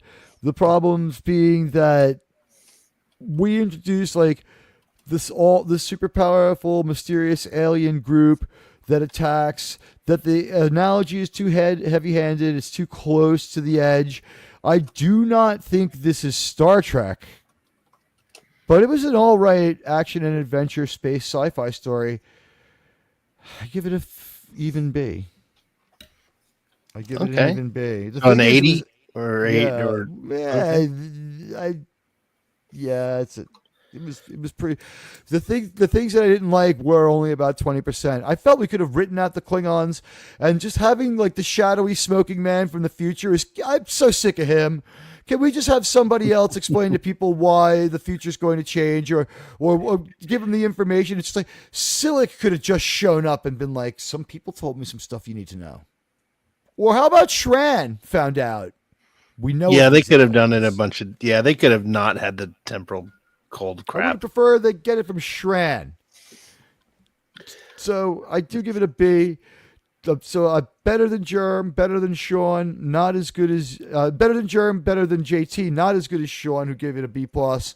Our audience has been at it for a couple of minutes. I'm guessing everyone who's here jumped in there. And guys, if you're still here, do me a favor, watch with the browser open and take our poll. And thank you again, Radioactive. Let's see. We have wow.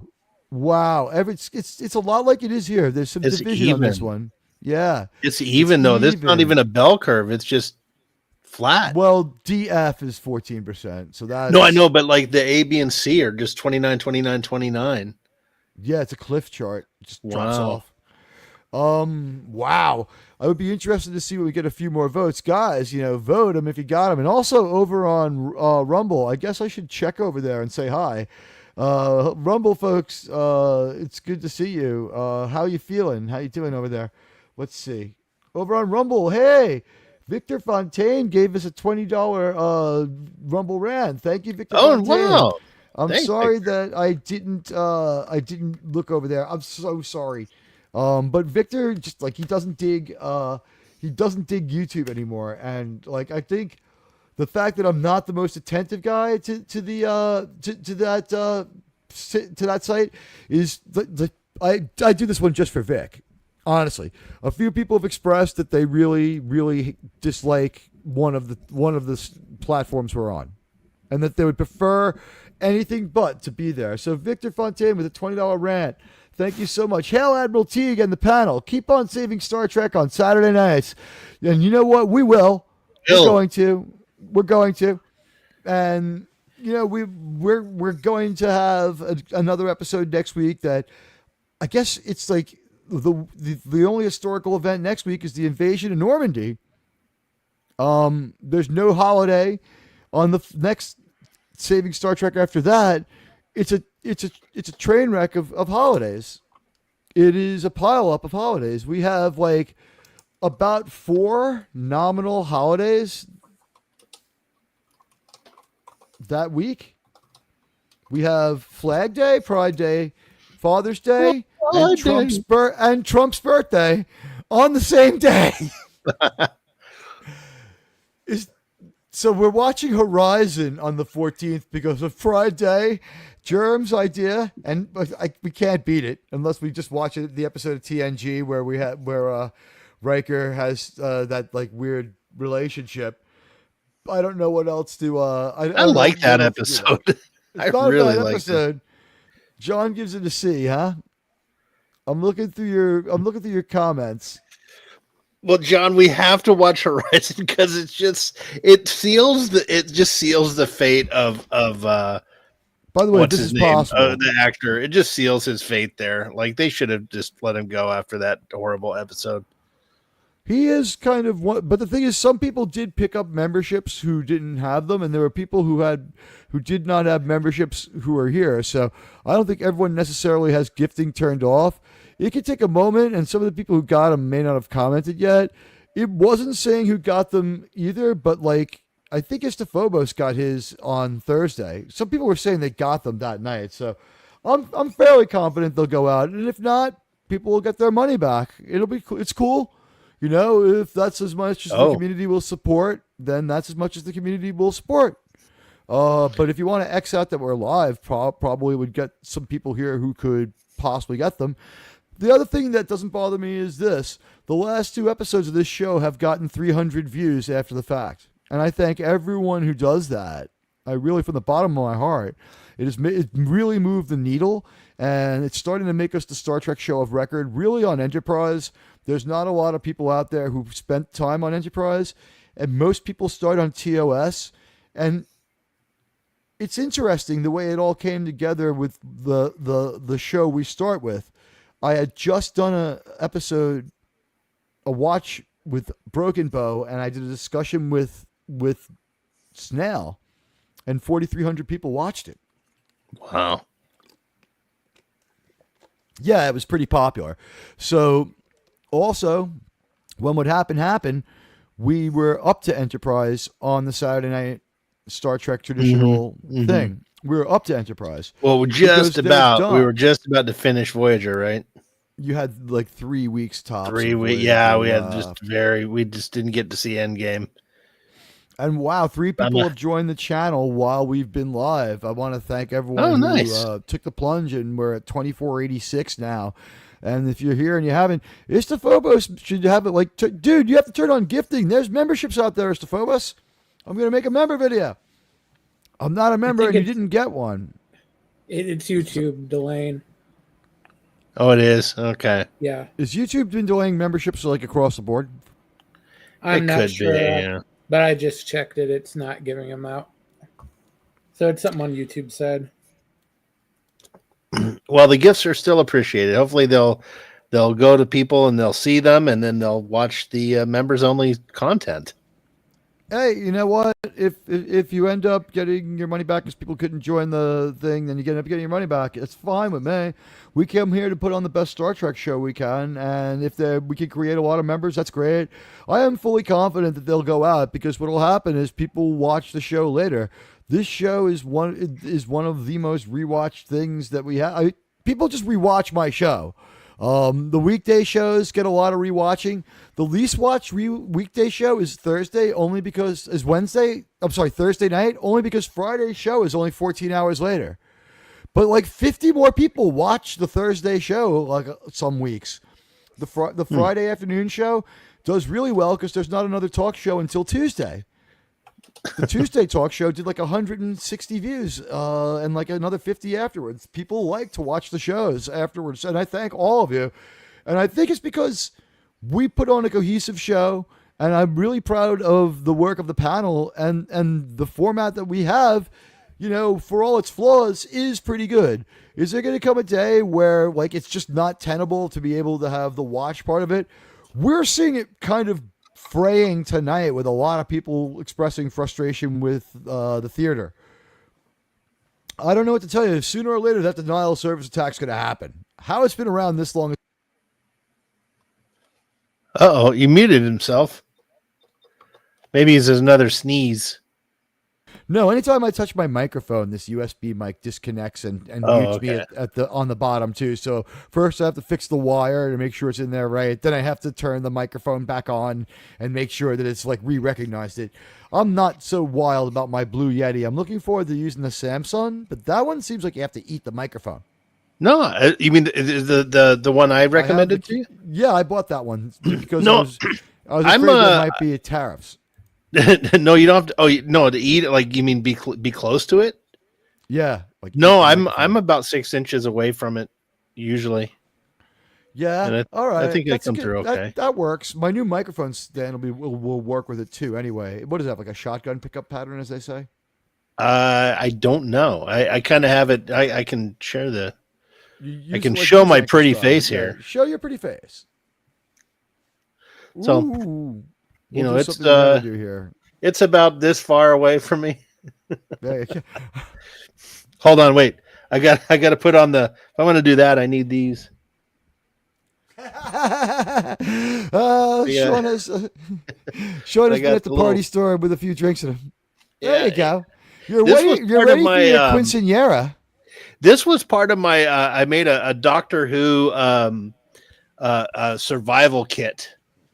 That's perfect. It's right here. I made it for Pop Culture Breakdown. I'll show it to you. It's this. The Doctor Who survival kit. It needs to have like a bottle of like Jack Daniels. Yeah, it had a barf bag, some Dramamine, earplugs. I had a blindfold in there, and this was like for the fail safe. If all else fails, if you can't beat them, join them. And then there were some reviews on it. So the first review was Gary Ambrosio, who says he feel he can open his mouth without fear. No. This is my safe. This is what I have in case I have to watch Doctor Who, Sean. Oh, there you go. Douglas Nelson said it's okay. And then Rob Wright's review was, I feel less violated. That was his. Oh, nice. Those are extraordinarily generous reviews. Those are like extraordinarily generous. I watched it was the most recent one, and it was done. By the way, that is a fantastic haircut, Sean. Bill, it looks like Bill Dauterive himself cut your hair. Like, you're in Texas. Do you know the King of the Hill guys? Are you drinking Alamo behind the house in the alley with Hank, Bill, and Dale? Well, I gotta tell you. Everyone gets on me for being born in New York, but let's not forget, one, I was nice enough to tell Archer about the Xindi. I appeared in the episode, right? Look at. Oh, yeah. Captain Archer, I have some information that you might find useful. That was so stupid. That was the dumbest part of the episode. And it seemed like the other thing it did was, even though it didn't do it bad, we got some pew-pew. The Klingons were a bit too much, right? It was like one plot element too many. It's like, why do we need to kill the season 1 bad guys at the end of? Why do we need to kill the season long bad guys at the end of the season? And are those the sleeping dogs, Klingons? Right? They are. You have Duras, and then you have the filler guys they brought back. The Duras. I think they forced in the Klingons because they were short on time. It's the only reason I could think that they'd bring them back. Well, yeah, it was kind of a loose thread that I think they had to tie up, and I think they used it as an excuse to show off the new weapons and the new and it's like, hey, it's to kind of set the tone too. It's like, this is not going to be an easy journey. I mean, you're having troubles getting back to Earth and troubles just leaving Earth. It's it's something I think you'd want to put into the season premiere, not the finale. Right. You know what, Sean? Do me a favor. Can you prime the weapons and then bring them online? And then after you're done, turn them on. What the hell? We had some really weird dialogue with that one. Oh, am I supposed to do something? No, on our Klingon ship, he's like, prime the weapons. All right, yeah. Or charge the weapons and bring them online. It's like, wait. Yeah, isn't it the same? Yeah. Do you expect coherency from a drunk Klingon? You know what? Then give him a bottle and have him be swinging away and make him a fun drunk Klingon.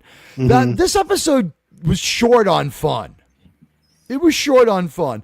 If there's anything I didn't want, it was like the solemn, really sad Star Trek,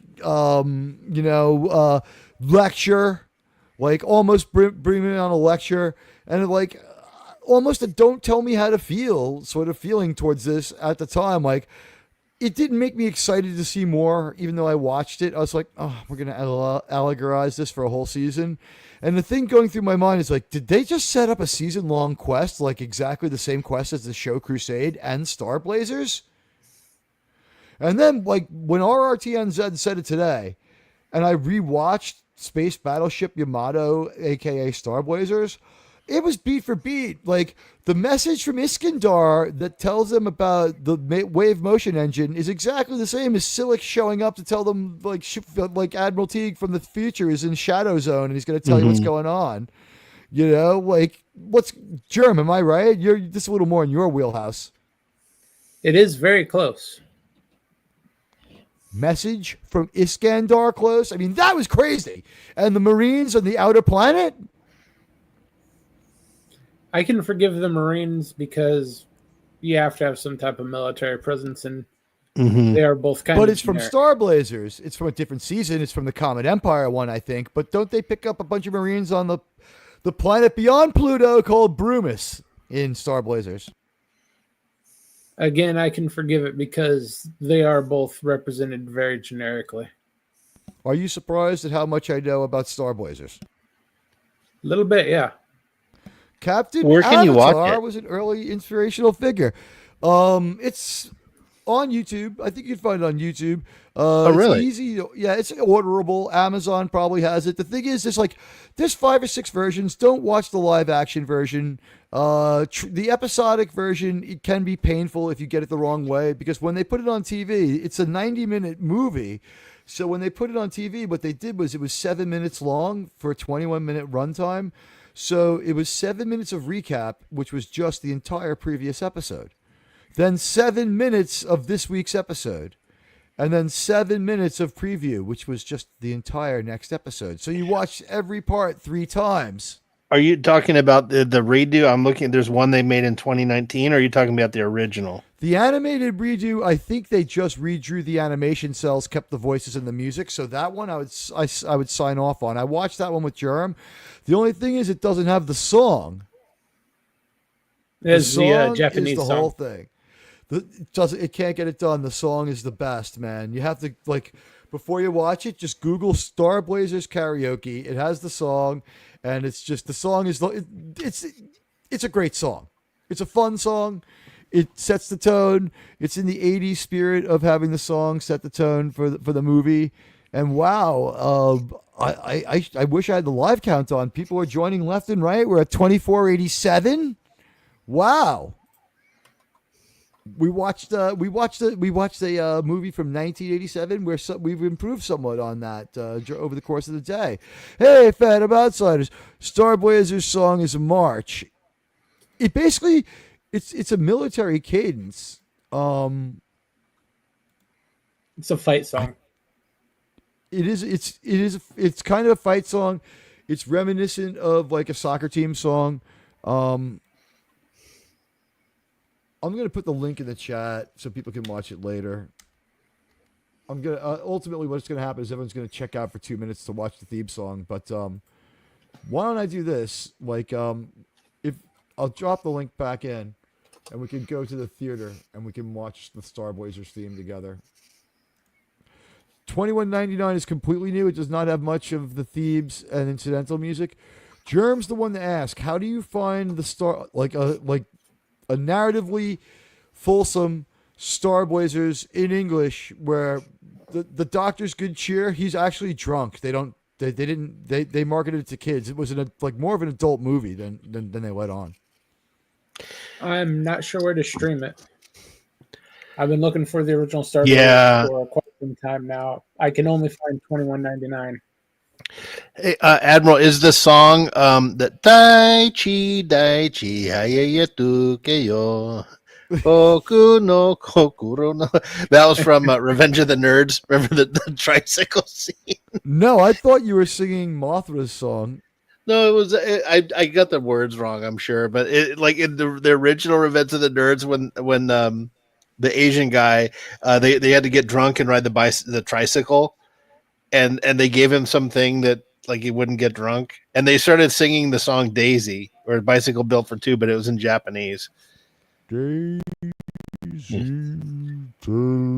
Boku no kokoro wa kimi no yume miru. I don't know. I'm just reading off a screen. Look how cool their ship is. It's a big Johnson. Surrounded by assholes. So is this the 74 version right here? I'm guessing. Yeah, this is or 79 or 74. Someone has turned it into a karaoke video, but you get the whole song. Okay. I guess what can I do? If we obscure the screen. So, but you recommend the remastered or the redone version is fine to watch, right? I don't have to go back. Buddy just said it's really different. If you could find a way to get the 90-minute English dubbed version of the 70s one with the song that was written for the TV show, go with that. If you have to, just bite the bullet and watch it some other weird way. The basic thing is this: the Gamelons are this evil alien faction who have been attacking Earth for who knows how long. They've almost completely destroyed the environment. The oceans are drying up, and there must be some targeted attacks going on too, because they've taken out our military and we can't really deal with them. And so the only way that we could build new equipment was they dug like a tunnel from like mainland Japan underneath the wreckage of the battleship Yamato from World War II, and they built it up into a spaceship using information that they get from the message from Iskandar, because when Earth gets attacked, they get a transmission from another planet saying, like, if you come to Iskandar, like, we can help you. It sounds similar to the Robotech story, like Robotech. I think Robotech people. It is. So yeah, I remember the Robotech thing, like something crashes on Earth and they realize, oh, this is, then they reverse engineer, and then there's like a aircraft carrier in space, and the guy dresses in the captain seafaring suit and stuff. Yeah, he's got a cool outfit. Like, the characterizations were cool. And the show was really fun. Like, I used to come home from school and like love watching it every day. And one of the reasons why I remember it so well is because we saw every freaking 7-minute increment 3 times. Well, that's always been a trope, a common practice with anime, doesn't it? It is. They should have just released it as a movie though, because like now it's so hard to find. What's it? Yeah, Dr. Sane was changed from to drinking spring water and being in a good mood in the original Star Blazers US version, which is probably the acceptable way to watch it, because you'll have the same experience as most people saw it.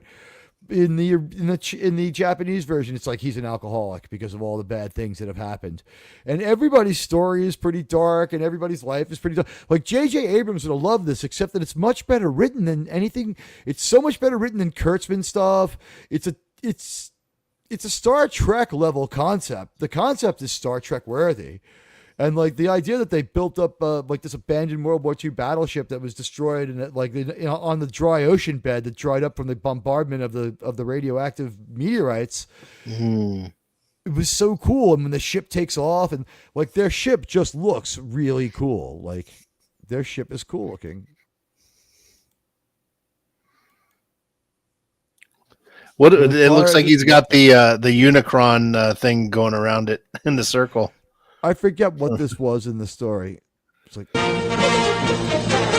so it's got some like real good 70s theme song going on. Oh yeah. Dan. Sounded like the theme song from SWAT. I'm going to pull a Tony here.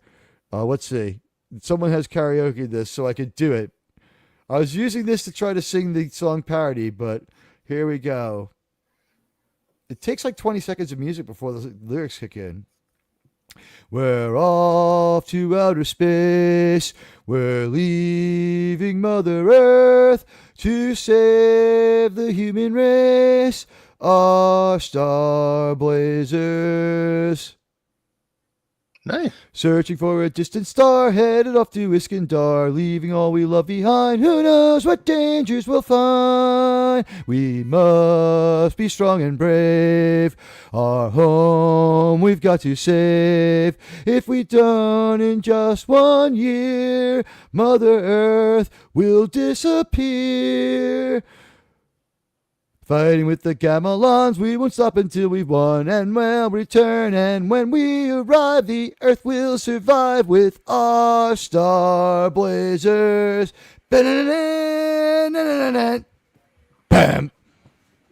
It's fucking great. Let me give you a second in the middle of the song so you can see how disco-ish it is. Jerm, how'd I do?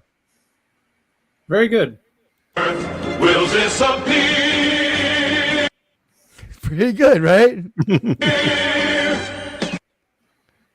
Fighting with the Gamelons, we won't. It's fucking fun. Fighting with the Gamelons, we won't stop until we've won. It almost sounds like a college fight song. Absolutely. Everything is true. It's an anthem. It's a fight song. It's like a soccer team song from Europe. You know what I mean? Yeah. Or, sorry, guys, a football team song from Europe. Yeah. They based it off of the Battleship Yamato song, which the guy took from his school. That's, you know what? Like, well, it's not a lot, because literally every school fight song over there is exactly the same. Yeah. Kind of like it is here. Every one of their school fight songs is a variation of the Star Spangled Banner, which is a school fight song. I think the original song is called "The Battle of Venus." Well, it's like UCLA. Sends them the plans for the wave motion engine and gun.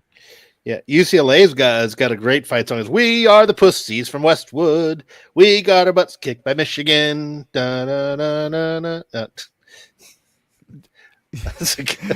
But John's right, by the way. There's 3 different stories. I think there's 3 movies. They are very similar to Star Trek movies. They're very watchable. If you can get your hands on them, get your hands on them. They're proto anime, so it's not heavy. Like if you don't like anime, this is for you. This is great for you because it's not like, you know what I mean? Like if you're someone who doesn't like anime, but you enjoy like Star Trek like stories. It is anime, but it's like before they had gotten all the way there, so it's not a really strong anime vibe. It's a lot. It looks a lot like Battle of the Planets, if you remember that one. See, I gotta say this about the comment you have highlighted from Buddy Hepburn here. This is why it's hard for me to get into anime, and I think it's hard for a lot of people to get into it because people start talking about it, and you're like, I know nothing. Like people just like will rattle off stuff and like, oh my God, how I don't know how you organize all that. And it's like I feel so inequipped to even start watching it. The difference is that this stuff is mostly good, but the analogy is initiating someone to the MCU now. It's like, huh? Ant-Man? Spider-Man? What? Huh? Multiverse? What? Captain America's who? The MCU has 30 movies or something, right? I mean, anime has 50 different series with 100 different seasons and multiple versions of them. Like 50's probably easy. 50, you got 50 versions of one show. 50 yeah, that's what I mean. It's like you got like 200 IPs with 50 versions of each one and differing opinions on where to start, which one's better, and all that. Phantom's endorsing a pretty easy to find one. It is surprisingly, all versions of it are surprisingly good. The live action one was fairly decent. Yeah. Buddy Hepburn is like, it's bad when Trek nerds give you the what the fuck look. Yeah. It's just, I want to get into some of it, but it's like, I feel just so overwhelmed with the amount of content that's out there, you know. We can start you easy. We'll just ease you in with some Dragon Ball for beginners, and then we'll slowly move you up, and in no time at all, you'll be a complete weeb, and you'll be hanging out with looking up all the weird stuff. Yeah. Well, my stepkids are pretty knowledgeable about that stuff. They've clued me into some good, like they'll be watching something. Oh, what's this? And I'm like, oh, that's interesting. I never get into it, but like if they're watching it, I'll sit down and I'll enjoy it. They're always interesting stories, and it's amazing how they can keep coming up with such individual ideas and stuff. It's really interesting when you're not held back by woke crap, you know, like it's like, we watched old school. What did we watch? What is the one we watched last weekend? We watched Pokemon. A couple weeks ago, it was Dragon Ball, and then Fist of the North Star. Dragon Ball. We watched old school Dragon Ball, so now I know who Gochi is. And, like, I don't know if this stuff was for kids. Like, 5 minutes in, the character gives the female character, Boma, gets, like, a double clam slam. Like, just right there. It was absolutely insane. I'm like, what? So Phantom Outsider remembers they used the asteroid on the hull of the ship to disguise it and then used them as a defensive ring for the ship. So you see how inventive some of the ideas were? Yeah, and that's cool. Dave C knows what he's talking about. Hey, Dave C, June started. Dave C, we're into June, Dave. The Bowler War. That's the third one that I don't know much about. So here's the thing: it took so long for Star Blazers to air here. Like, it starts when I'm like 10, so I'm like enjoying it. But like when it ends, I'm like smoking cigarettes and drinking beer in like, you know, like the undeveloped land on the edge of Queens. You know what I'm saying? Mm-hmm. Like I'm like 15 years old, a much different vibe. I still enjoyed it when I would see it. I was like, oh wow, Star Blazers is still on. I'll watch this. But you know, it's like I had other priorities. Like every once in a while, like after school, like I wouldn't come right home. Go figure. Yeah, Star Blazers with the Earth's last hope. But we find out like this mission. We find out sort of that this is going to be the world's last hope for Enterprise. Getting back to Star Trek, this is the last hope for the Earth. The Mother Earth is going to be destroyed. They are not happy. The people are not happy about what's going on. As far as the show, it's in trouble. They're trying this to try to get something out of it. The show's in jeopardy. The Star Trek's in jeopardy. We're going to lose it when we lose this show, because this is the last good Star Trek show. It's the last real Star Trek show. But as I said in the song, Gene Roddenberry's dream is running out of steam. The visionary is gone. We have competent storytellers. That's why we're getting like a good war story. We're getting a good spy story. We're getting that bad time travel story because we're finding out that that's like enjoyment proof. Time travel seems to be like almost enjoyment proof once you start to unpeel it. Yeah. Like, I appeared from out of another time. Like, tell me about the future. No. Okay. I'm going to help you avoid this incident. Okay. Why didn't you tell us before? You wouldn't believe me. Okay. That's much better than what we were trying to do last season. Jerm, you were laughing there. Well, thoughts on time travel, my friend? Unless your show is specifically based on time travel, you should never do it. Hey, Miskatonic. Hey, Ithaca. TNG did it smart in a couple instances. I remember there was an old a season 2 episode, I think it was called Time Squared or something, where like a version of Picard from like 3 hours in the future came into them. That was kind of cool because it was like a very isolated time travel-y thing, and it was interesting. And of course, yesterday's Enterprise, I think, was really well done. And then the one where the professor comes through and he pretends to be a historian and he's just trying to steal shit. That was fun. That one was great. Yeah, that was Max Headroom. Phantom Outsider. I saw this.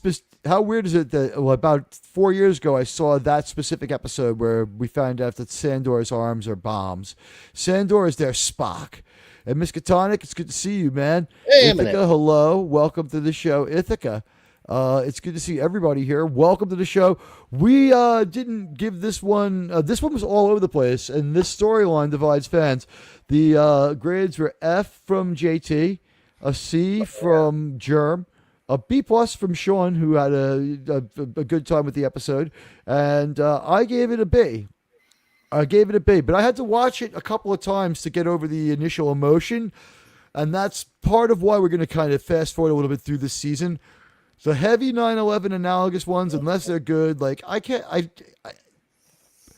Hey guys, was the uploads fun, right? Did you enjoy the hacking the Federation database and stuff? Like, I had much more fun doing that when I don't have to think about 9/11 while I'm doing it.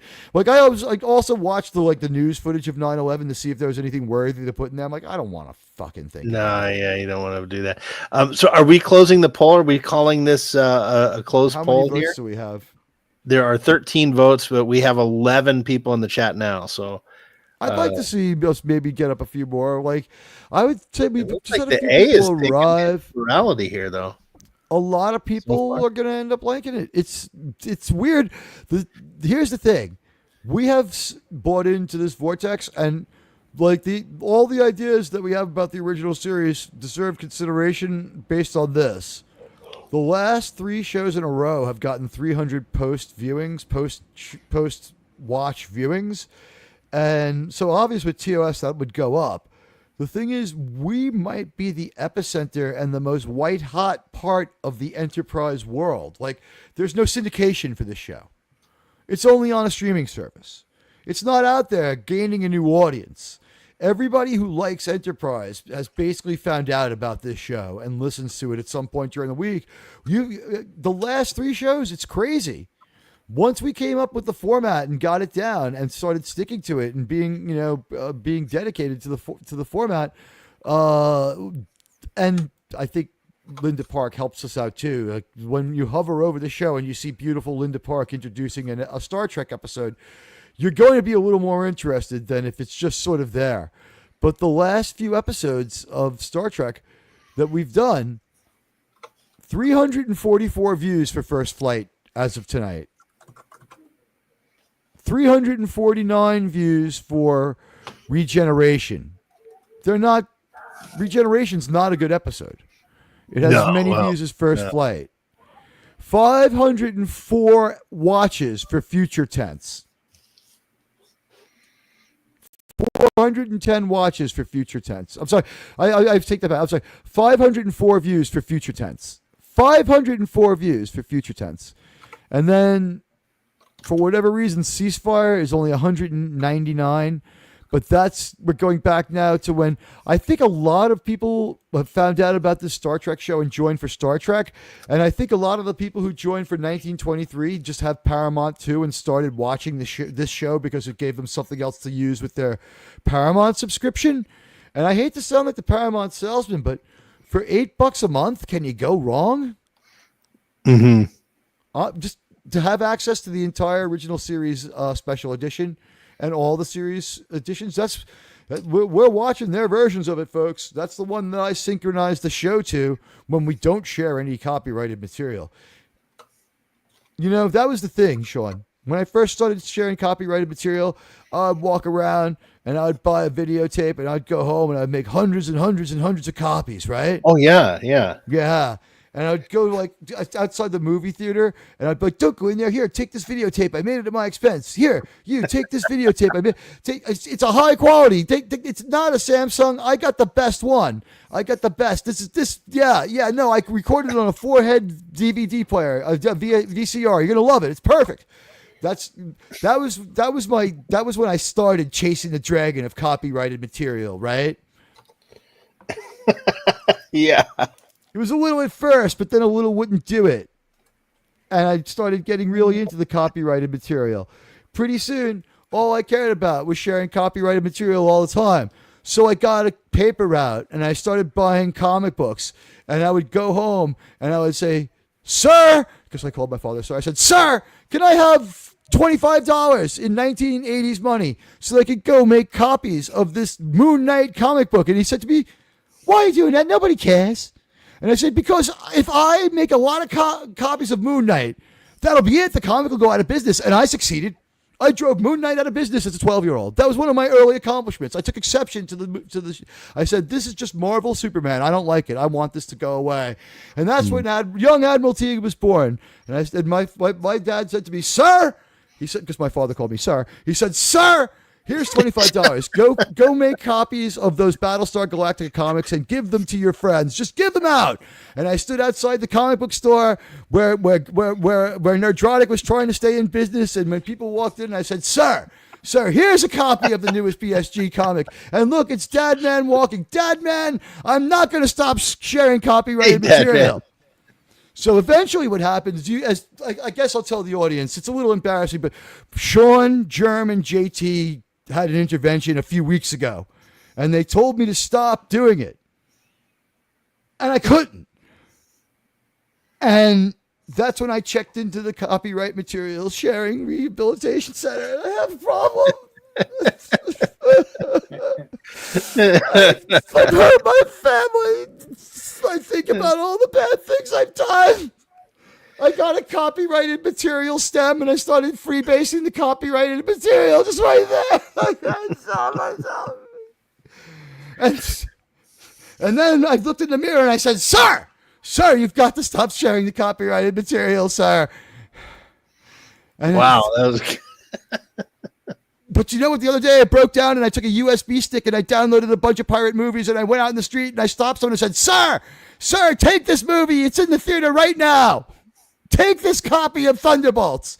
And he said, why? I don't want to watch it. Why would I do that? And I said, well, it's a perfectly good USB stick. And then they took it. But I couldn't. Hopefully you didn't give them the wrong one. Mike, it's like when Mark Hamill swore off social media and he was tweeting intermittently anyway. It's like, Grandpa, stop. And it's like, I'm not doing anything. It's like, Mark, you've got a phone in the garage. We know it. It's like, I'm just out here cutting the lawn. I don't know what you're talking about. I saw someone posted, said Mark Hamill's Trump derangement syndrome needs to be studied. We did a show on that. I did a whole show on his Trump derangement. Well, it was part of 4 stories that on Thursday with Krimon was here with me. And we talked a little bit about it. But yeah, Mark Hamill was like, it's TDS for the ages. Guy King, Kambatra, and Dangard Ace, the top 3, and you had U.S. toys. Are these Germ? Help me. Help me, Germ. Help me. How you doing, Dad, man? It's good to see you. For a while, Stephen King was winning that race, and then Mark Hamill said, oh, no, I'm winning. I'm going to win the TDS trophy. You know what? Here's something we should consider, right? Admiral Teag goes and buys, like, I don't know, like a decent sized USB stick, one that'll fit like 4 movies, and we have a lottery, and the winner gets it. Well, I mean, just for the joy of copyrighted material, and then like the promise is that you have to disseminate it. I don't know if you're actually allowed to talk about these things. You know what? Satire, satire.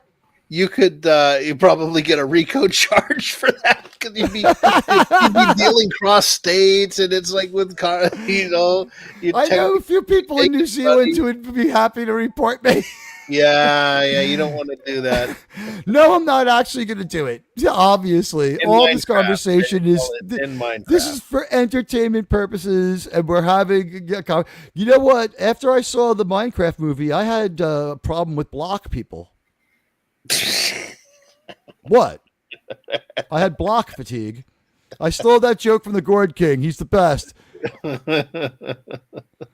Hamill posted trailers for the King of Kings that he voice acts in on the blue one. Oh yeah, he left. This arrangement. Yeah, and like by the way, King of Kings. I think that why would you remake one of the greatest away mission movies of all time with Captain Pike as Jesus? That's the Captain Pike movie, King of Kings. Yeah, I used to love that. It's good though. During Easter time, my dad loved all those. I called him my dad's Jesus movies. He loved it. They're like fun. Ben-Hur and King of Kings and The Greatest Story Ever Told. All the. I loved watching those with him because those were epic. Big Fisherman. The Big Fisherman. I don't remember that. It's another one of those Jesus movies. The Robe with Richard Burton. The Robe, The Robe. That's a great one. He loved them. Like on Easter Sunday, he would cook a ham and have a nice dinner, and then he would just have those on TV all day. I loved that. Did your family rewind at like 7 p.m. and go the 7 till midnight 10 Commandments? Because that's like the 10 Commandments was another one. Yeah. After we did all our Christian movie watching during the afternoon, at night for the Jewish people they would show the 10 Commandments, and like everyone's like, we'll watch it, but that's fun. Yeah. Oh, Buddy Hepburn, you still do that with your dad? That's cool. Yeah. My dad's not around, but he would have been doing it. It was like the great in the history of the world. When Mel Brooks comes out with the 3 tablets. I bring you 15. 10. It's a good thing Don't Share copyrighted material was on the one he dropped. By the way, my good friend from high school, the one who came up with the fight that would last forever. What would happen if movie Elvis fought Captain Kirk? Well, just last forever. It would be like the alternative factor, right? Yeah. He came. That guy's a funny motherfucker. This was his business idea that he got rich off of and retired to an island. Testaments. They were breath mints, and the wrapper had a Bible verse on them. Testaments. Yeah. And he moved away Testaments. to testaments. Yeah, and every verse, every mint was wrapped in an inspirational Bible verse, like all upbeat stuff. That's cool. And because he was a dedicated metalhead, whatever was on the back of any Iron Maiden albums, which some of that might not have been it's like you get that one testament and you unwrap it. It's like, let he who hath understanding reckon that. What the hell? But I guess, you know what, guys? It's been a great month of May. And looking forward, like, I guess about 30 more episodes of Enterprise is representative because, like, understanding. And I thank you guys from the bottom of my heart. Really, I do. That you're going to let me off the hook on this one. And here's the good news. When the regular Star Trek TOS is going on, we're going to get to a point where, because the episodes are so good, we're going to want to make uploads for most of them. There's going to be a point where I'm going to have a breakdown after making 3 uploads in 3 weeks, where we're going to need to like stop watching TOS and circle back to Enterprise to keep me from like jumping. Though you might just get so good at it that you might just be able to knock them out quick. Yeah, right. You'll be DMing me, and I'll just be like, "So what's going on, Admiral?" It's like I get up and nothing gets me down. It's like, wait a minute, like, why are you talking in Van Halen lyrics, Admiral? It's like, Can't just you'll get faster at it. You're gonna get faster at it, and I have gotten a lot. That's the one thing in life that you do want to be faster at. I have gotten a lot quicker at it. I also have a very big library of Star Trek stuff that I can use now. The thing is, I have a larger library of 1923 stuff. I'm ready to go with any Western essay right now. The Star Trek ones usually are fairly easy. What I do for them is I keep a time code of when we go to the reviews. I watch our reviews, and also the chaptering has super helped this show. Letting people know when the reviews start has like really increased viewership. And it's I don't think we did that this week. I did. No, you did? I've written down time codes. No, I usually when you start the show, like you say, okay, we're doing the show at 45 minutes or whatever. We didn't. It was like 11 minutes late today. I did start it though. We did. Okay. When we started it, I did my whole spiel. I think what happened was a couple of people just were behind on YouTube, which will happen to you if you have a couple of tabs open. It's weird. Yeah. YouTube lag is real. YouTube has performance issues. It's got performance issues. It really do. So did the Yankees. It was 7-0 in the first fucking inning. Like I was gonna pay to drink beer in the bar when I walked in and saw that. I just turned around and walked right out. Don't check the score. Yeah, it was only 18-2. I mean, what? Yeah, 2. Dodgers won 18-2. 2. Both of them were, I think, were Judge hit 2 homers. Yeah. It was like the combined. It was like the combined score of the World Series in one game. 2. It's weird. Aaron Judge and I have such a strong physical resemblance that I'm beginning to wonder if he's not genetically related to me because Aaron Judge is also adopted. Oh, well, there you I go. forgot to ask my father before he passed away if he had any other children out there. It's like. I do. Sean, you'll love this. I was when I met my biological father. One of the things he said is like, "No, I would have named you Shea after the stadium." Oh wow! And he was really, really angry that I was a Yankee fan. Oh yeah, he was a Met guy, wasn't he? But he not only was a Met fan, he despised the Yankees more than Germ does. Him and Germ would have gotten along freaking great. Good. What a very kind and decent man he sounds like. Yeah, he spat upon the ground the Yankee stadium was built upon. He hated the Yankees. And the first line of his obituary was dedicated Met fan and husband. His wife wanted it that way. It's like, no. If I didn't like the Mets, probably, hey, Starship's a greatness. Good to see you. Welcome. We're good. We just watched not really divisive because it still was enjoyable Star Trek and an enjoyable conversation, but a wide range of the grades were all over the place for the episode we just watched. It's called The Expanse.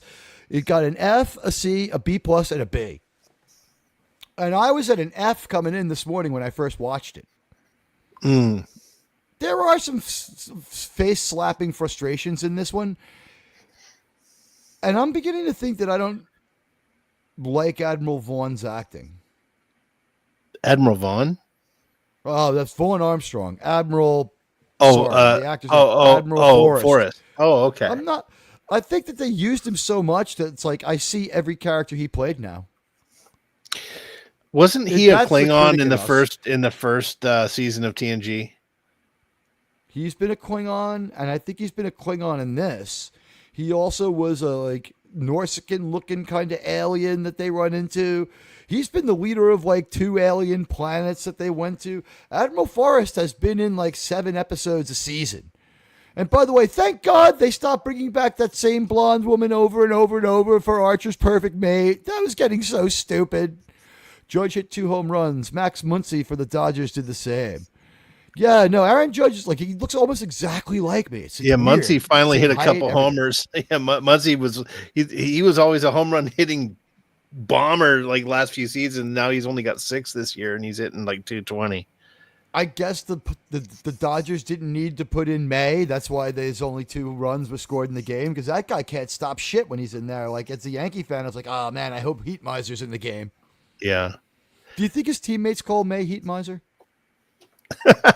The Dodgers relief pitcher looks like Heat Miser, guys. This guy, May, he looks like he was struck by lightning. He's got like crazy red hair.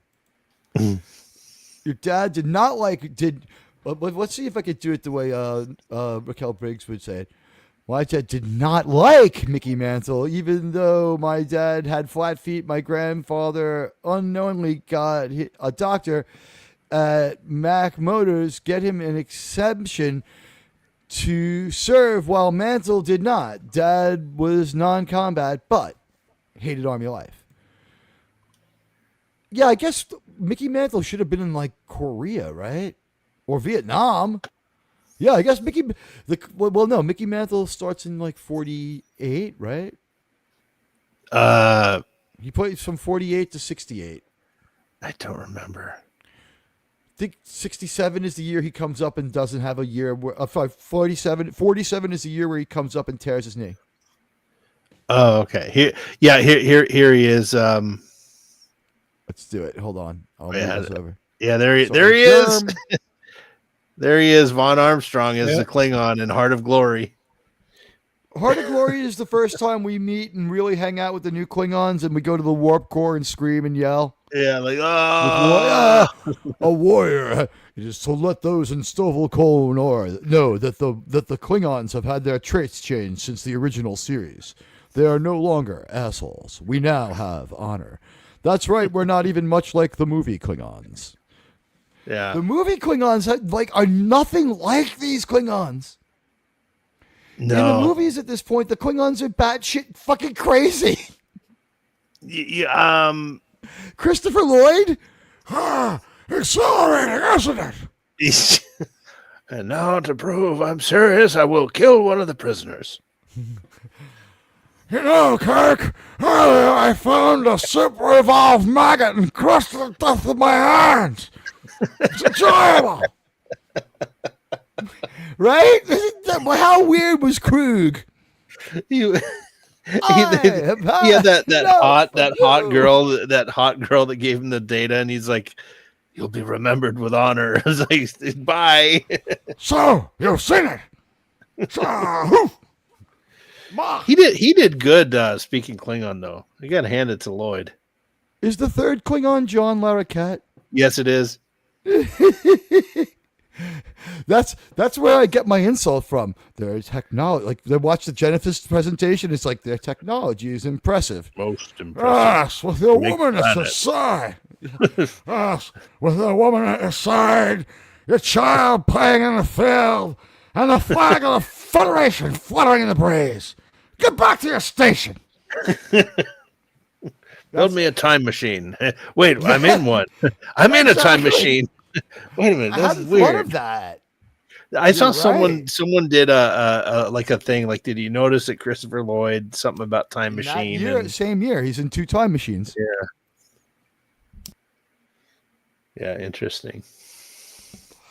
That was like a weird moment there. Like, we have a Star Trek movie where they don't have an Enterprise. And it's arguably the most successful one because the production costs are so low because it's, it takes place on this, like their time. And it's really weird. It sounds like I'm quoting, I'm quoting from Galaxy Quest, but it's not. That movie from 1986, a historical document now. Wait, which one? Star Trek, The Journey Home is from 84. The Voyage Home was 86. Yeah, 86. Okay, so yeah, it's a historical document now. I was right the first time. That movie's a historical document. When you watch it, just the people walking down the street in the streets of San Francisco, and there's no poop on it. Yeah, it's still last time it's bad, but nowhere near as bad. And I think what's that, Jerm? It's the last time that city was clean. Yeah, well, when it rains, it is that it gets a little who buys shower. The glasses? No, it looks like him. No, but yeah. Cool if we had Yoda in a Star Trek movie, right? It's like, would you buy my glasses? Valuable they are. It's like $100. How much? $100. Is that a lot of money? And he just gives that look. Tacos you can buy. In 1986, $100 was. I like when they're dividing up the money. Kirk's just like handing it like piecemeal. And it's like honestly, it's a good thing they changed Chekhov's outfit, or him and Bones could have gone like they really fit in San Francisco. Bones is wearing an all leather outfit. He fit right in Frisco. He's like, Jim, I'm gonna head down to Haight-Ashbury. Brought some stuff from the small fridge on the ship with me. What are you talking about, Bones? Never mind. It's like, you guys look for it. Well, damn it, Jim, you can look for a well, but I'm going to find the men's room in MacArthur Park. You know, one of the best lines of Star Trek 4, and it's very, very subtle. You almost can miss it. When Scotty goes, I've replaced the Klingon food packs. They were giving me a sour stomach. And Kirk says, oh, is that what it was? But he mumbles it like you have. I had to turn on the captions to hear. Oh, is that what it was? I do remember him reacting with disdain, and I think like the idea is that he knows Scotty was actually just drinking the Klingon booze. Yeah, and lots of it. Yeah, sure, Scotty. Like if anyone can eat gack, it's Scotty. You'd have a fun time. Yeah. It's like, I've never turned down gack when you've had a haggis. But yeah, all right, we've had a good time. I think this one kind of brings it to festivities to a close. And I thank everybody. Let's finish off our poll. We got A at 36%. This is your last chance. 14 votes at least gets it fairly representative. A at 36%, B at 36%, C at 21%, and D and F 7%. It stayed like pretty low. Those proportions stayed the same as they were at 5 votes. So A and B were tied? Yeah, A and B were tied, 35% each. Okay, so on the chat, C I will fell give out it of favor. So for the chat's great. I'm doing it on the spreadsheet here. Let me share the spreadsheet. I like to share the. Sure. You're allowed to share the spreadsheet. We had that whole episode where we shared the spreadsheet the whole time. Yeah. Which, by the way, I can't wait to get into that and really nail down all the TOS episodes. Yeah. So, like here, what happened? I'm going to make it bigger when I'm going to change its size as needed. Because it's actually kind of like I think maybe like hurt the engagement on the discussion for the Doomsday Machine. Oh, okay. Because it was too big and too white. Oh, you know what? People got white fatigue from it, man. So is the sport of curling. You know what? Here's the thing. I get to test everything out when I put it on Reddit. And by the way, Grok training off Reddit, do you have any idea how much it fucking knows about Admiral Teag's fucking doctrines on Star Trek? It knows everything about Admiral Teag's Star Trek outlook. Ask Grok about Admiral Teag. I think I have. So the chat is between a B. Whoops. Yeah, you don't want to do that. He didn't want to do that. Okay, so it's between an A and a B, so a B plus, right? Here we go, Sean. Do you like that? Now the spreadsheet's really large. Yeah, so Sean like likes those spreadsheets. Yeah, well, I like tracking what we do. Yeah, like we put like fuck no, Admiral space crack, extinction, fuck no, space crack. The space crack arc is all one night, right? Did we agree that we could go 3 episodes on the space crack? I think so. I think we can call it a late night on that one. Yeah, if we go 4th and long on the space crack, and it sounds so insane. If we go 4th and long on the space crack, that means that like we have 3 more of the 30 nights to show other episodes of Enterprise. Yeah. I cannot live in a 9/11 analogy. That was something that really was stupid of them too, by the way.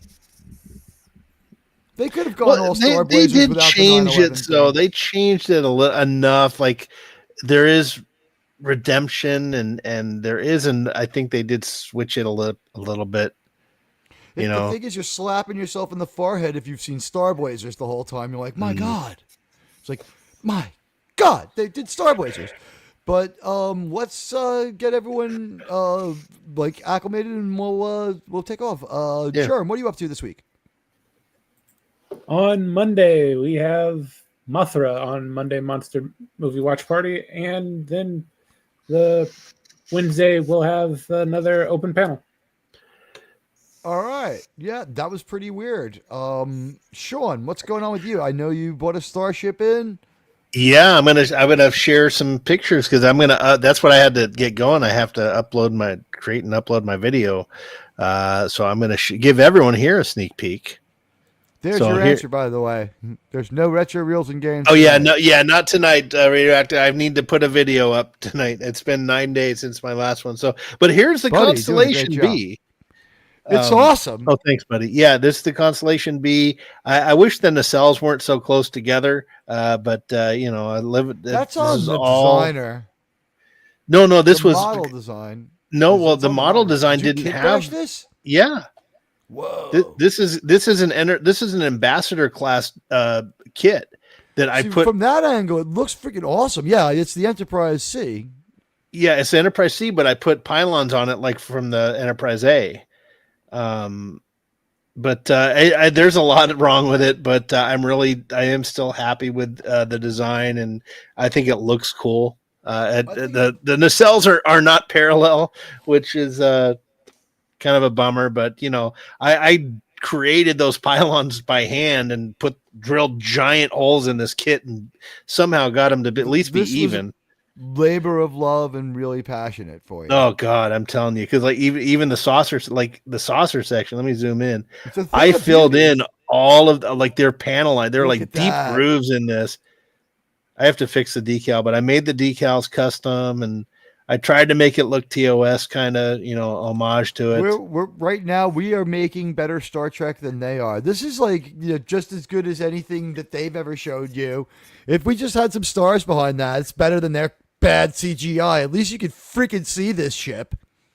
Yeah, but it's got chunky, like the nacelles here are nasty, but I did all my own. There's NCC 1017B. And then it's maiden voyage of the 1017A or 1017B. 1017B, yeah. I guess I have the 1017A. I always put that in. You're going to get the 1017A, yeah, the big 3-footer. Wow. I'm gonna have to get a bigger apartment. Yeah, but yeah, this is custom decal right here. It says Constellation. You can barely read it, but I printed those decals. Anyway, I'm proud of it. Beautiful. She's a there we go. A fine engineer. Thanks, guys. I appreciate the compliments, but it took me long enough to do this. It's like, Sean, in your dreams, are you one of those guys in the spacesuit, like doing like the spot welding on the outside of the Enterprise in the beginning of TMP, right? Like that's your dream job, right? Yeah, and then when the ship goes off, I do a backflip in space. I can hear like the. I was like that guy.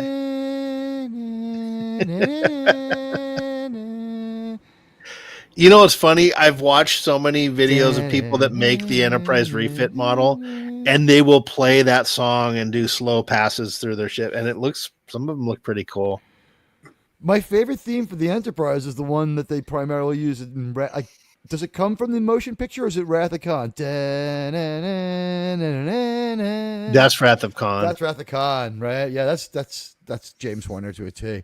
All right, guys. Very nautical.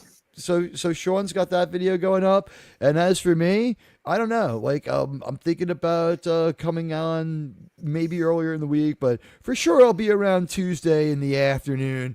And it's all been great, and I want to thank all of you guys for everything you've done. And if you're coming through later, thank you so much. And if you enjoy this show and you watch it, a radio show, if you could leave it open and watch it with the tab open for a little while, with the browser tab open, when you're doing something else to give us the watch time. That and the comments later are like the super chats you don't have to give. And that is a part of your comments are part of why the rewatching is so high. YouTube's recommendation algorithm is built off your comments. So thank you very much. And Sean, everyone loves the model. Stop being so hard on yourself. I appreciate it, guys. It was only 3 months of my life. I hereby order you to stop feeling so bad for yourself. So we had 1 million people through here tonight. I can't do the Quabi shout-outs like he did for everybody every week. This week, we're kind of going to just jump out of here. And I thank everybody. So what I'll do is, I think everybody deserves Sydney Sweeney, right? Is that decent? Oh, we all deserve Sydney Sweeney. The word decent doesn't apply to me. Everybody loves Patton, right? One more time. What a performance! I can't wait for a watch party. I can't wait to do a watch party, a Patton watch party. It's been 2 hours long. I think we have to watch Patton and then comment on it. Or maybe like it would be a good members stream or something. I've already done one Patton watch party. Well, we can do another one. It's good like Veterans Day watch party. I love the music in it, and I love the movie, and it's just the best Jerry Goldsmith score of all. And Buddy, thank you for a job well done. And with that, I leave you all to the gorgeous and beautiful Miss Sydney Sweeney. Doesn't anyone see that this is wrong? Admiral.